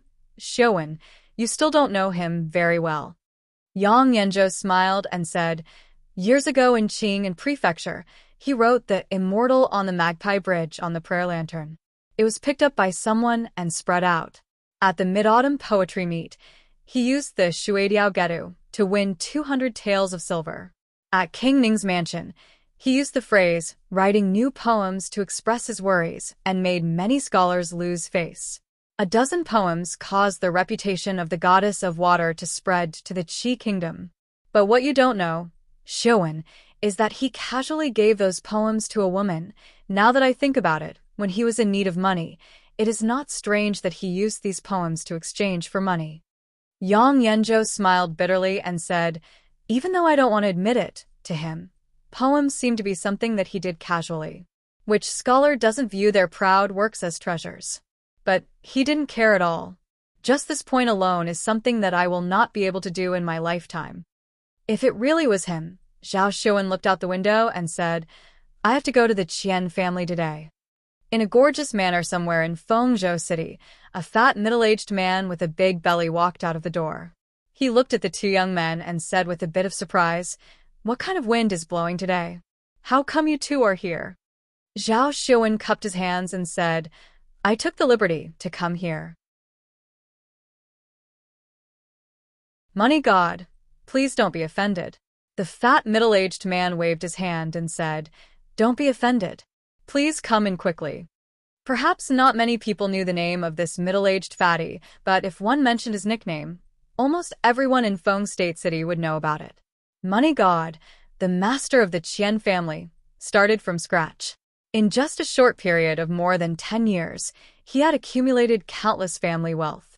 People only knew that the Qian family was very rich, but they didn't know how much money they had. Therefore, they simply called him Money God, which showed the wealth of the Qian family. In a spacious hall in the manor, the three of them sat as guests and hosts. Money God took a sip of tea and looked at the two people and asked, did the third prince make any arrangements for you two to come here this time? Yang Yanzhou shook his head and said, the third prince did not make any arrangements. What are you doing here, if he didn't make any arrangements? Money God was startled. He stood up and said, I am very busy here. In the time it takes to drink a cup of tea with you, a few hundred taels of silver are gone. Zhao Xuan stood up and said, Money God, if you have something to do, go do it. This time we are here to find your son. Money God's face showed vigilance and he asked, why are you looking for Duo? Did he get into trouble outside again? It's not that he got into trouble. Zhao Xuan looked at him and said, there is something that I want young Master Qian to clarify. Money God's face became more vigilant and he said, you two are good enough to be my Master Duo's teachers. What kind of thing can you need my Master Duo to clarify? Zhao Xuan's face showed helplessness. He turned his head and looked at Yang Yanzhou and said, Yanzhou, you tell him. There are 10,000 taels of silver here, enough to buy 13 songs. Next time, you can't be so impulsive. Release one song every 3 days. Well, That's it. In a room, a slightly fat young man pressed a stack of silver notes under his pillow and whispered, I have to save money for a while. I can't let father know. Young master, young master. A servant's voice came from outside the door. Qian Duo put down the quilt, walked over, opened the door, and asked, What's the matter? The servant immediately said, Young master, the master wants you to go over. Qian Duo frowned and asked, Isn't my father busy at night now? What does he want me to do? The servant replied, I don't know. There were 2 guests at home just now, so the master came over and asked me to call you over. Qian Duo waved his hand and said, Lead the way. He was thinking about how to see his brother again. Under the guidance of the servant, he soon came to a hall.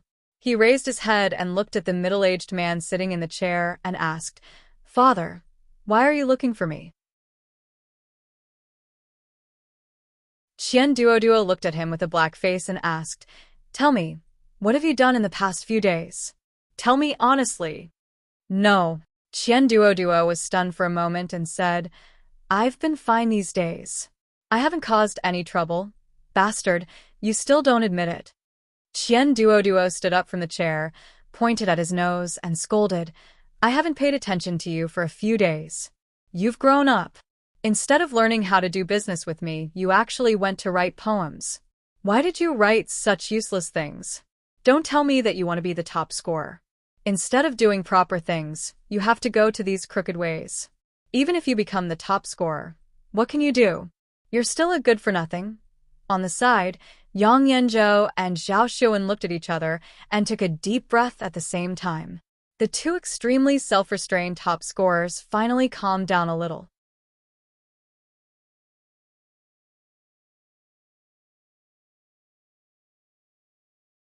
Chapter 684. Dad, I know I was wrong.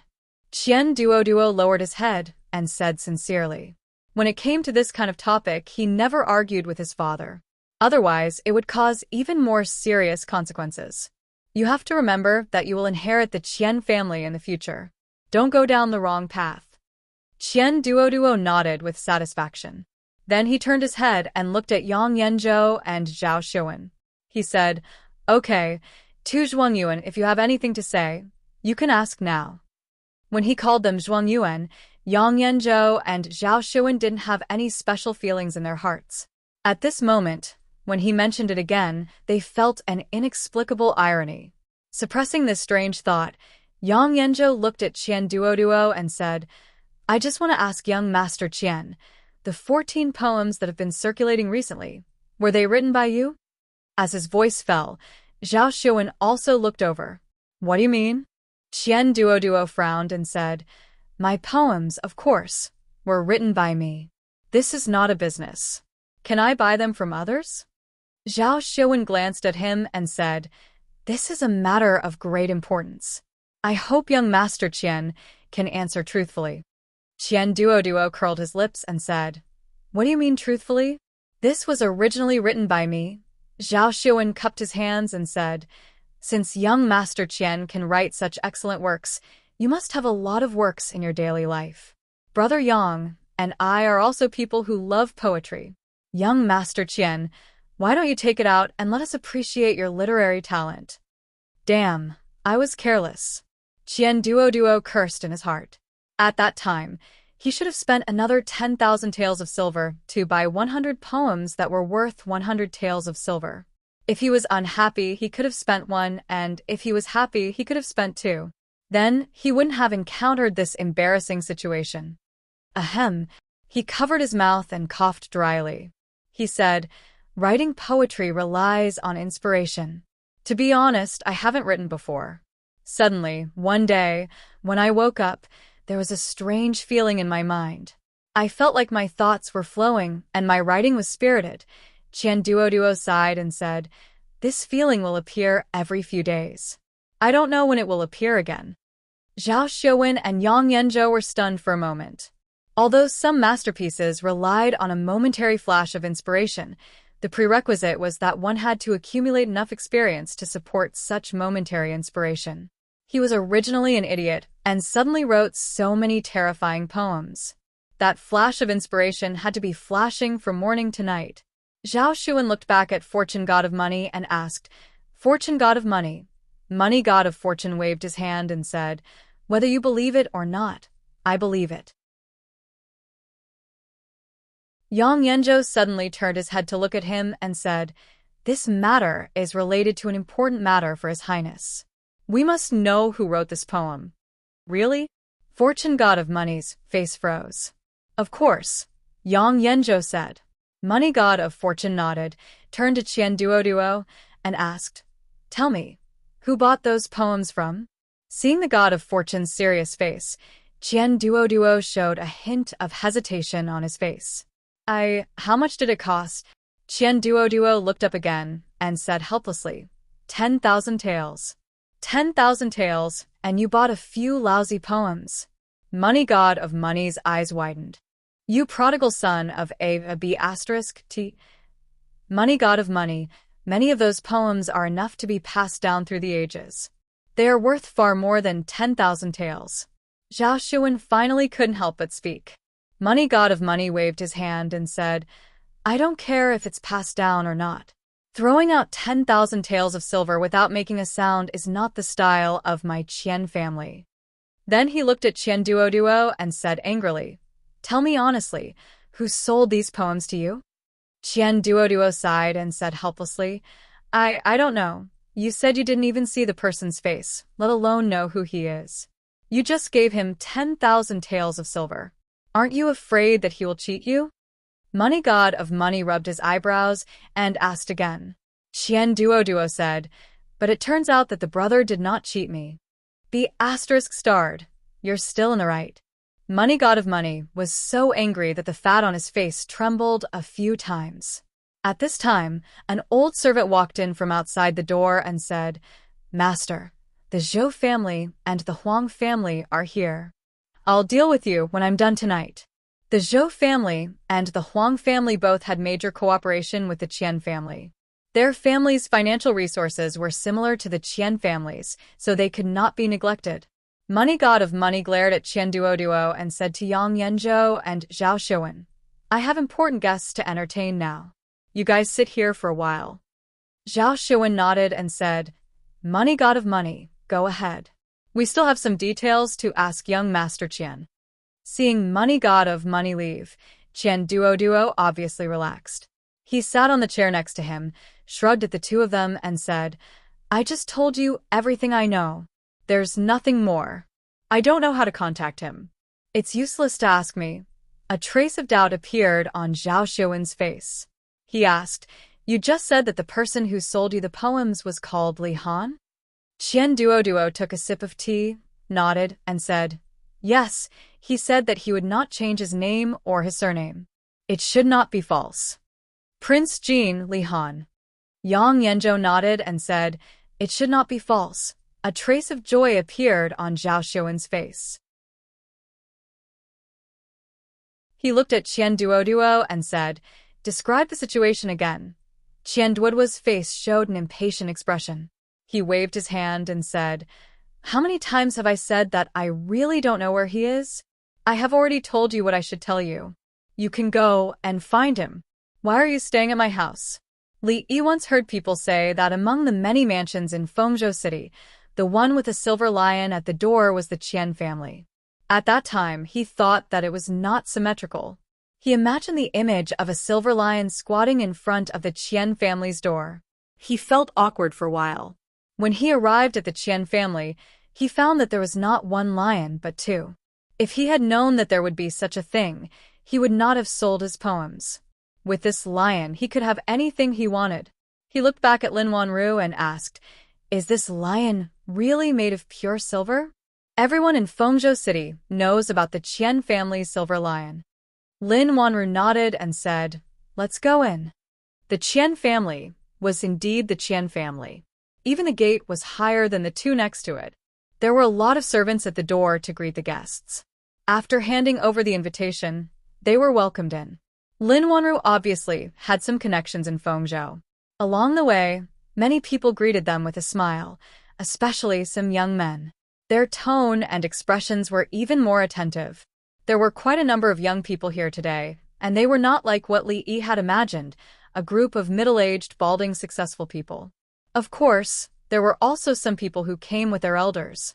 In this kind of occasion, it was beneficial to accumulate more connections. Wanru, over here.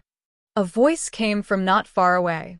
Li Yi turned his head and saw young master, by walking over with a smile on his face. However, the smile on his face quickly disappeared. He looked at Li Yi and turned to look at Lin Wanru. He asked suspiciously, "Why is he here?" "Brother Bai." Lin Wanru nodded at him and said, "I invited Li to come with me." Excuse me. She bowed slightly and turned back to smile at Li Yi. She said, "Let's go over there." The young man with the surname Bai stood in the same place and looked back. When he saw the two disappearing figures, his expression began to change. "Brother Bai, who was the person beside Miss Wanru just now? I don't think I've seen him before." A young man walked over from the side, with a puzzled expression. Bai Yu smiled and said, "I don't know. I'm not familiar with him. He should be someone from the Lin family." The man smiled and patted his shoulder. "It's been so long, but you still haven't won Miss Lin's heart. Brother Bai, you have to work hard." Bai Yu smiled and didn't say anything. However, when the man turned around and left, a trace of darkness quickly appeared on his face. You're tuning in to the Dreamy Chapters YouTube channel. We're so grateful for your support, and don't forget to subscribe to join us on this incredible journey through captivating stories. Your generosity through donations truly makes a world of difference, as it's the primary source of revenue that allows me to expand and enhance this channel for you. Thank you from the bottom of my heart for being a part of this adventure.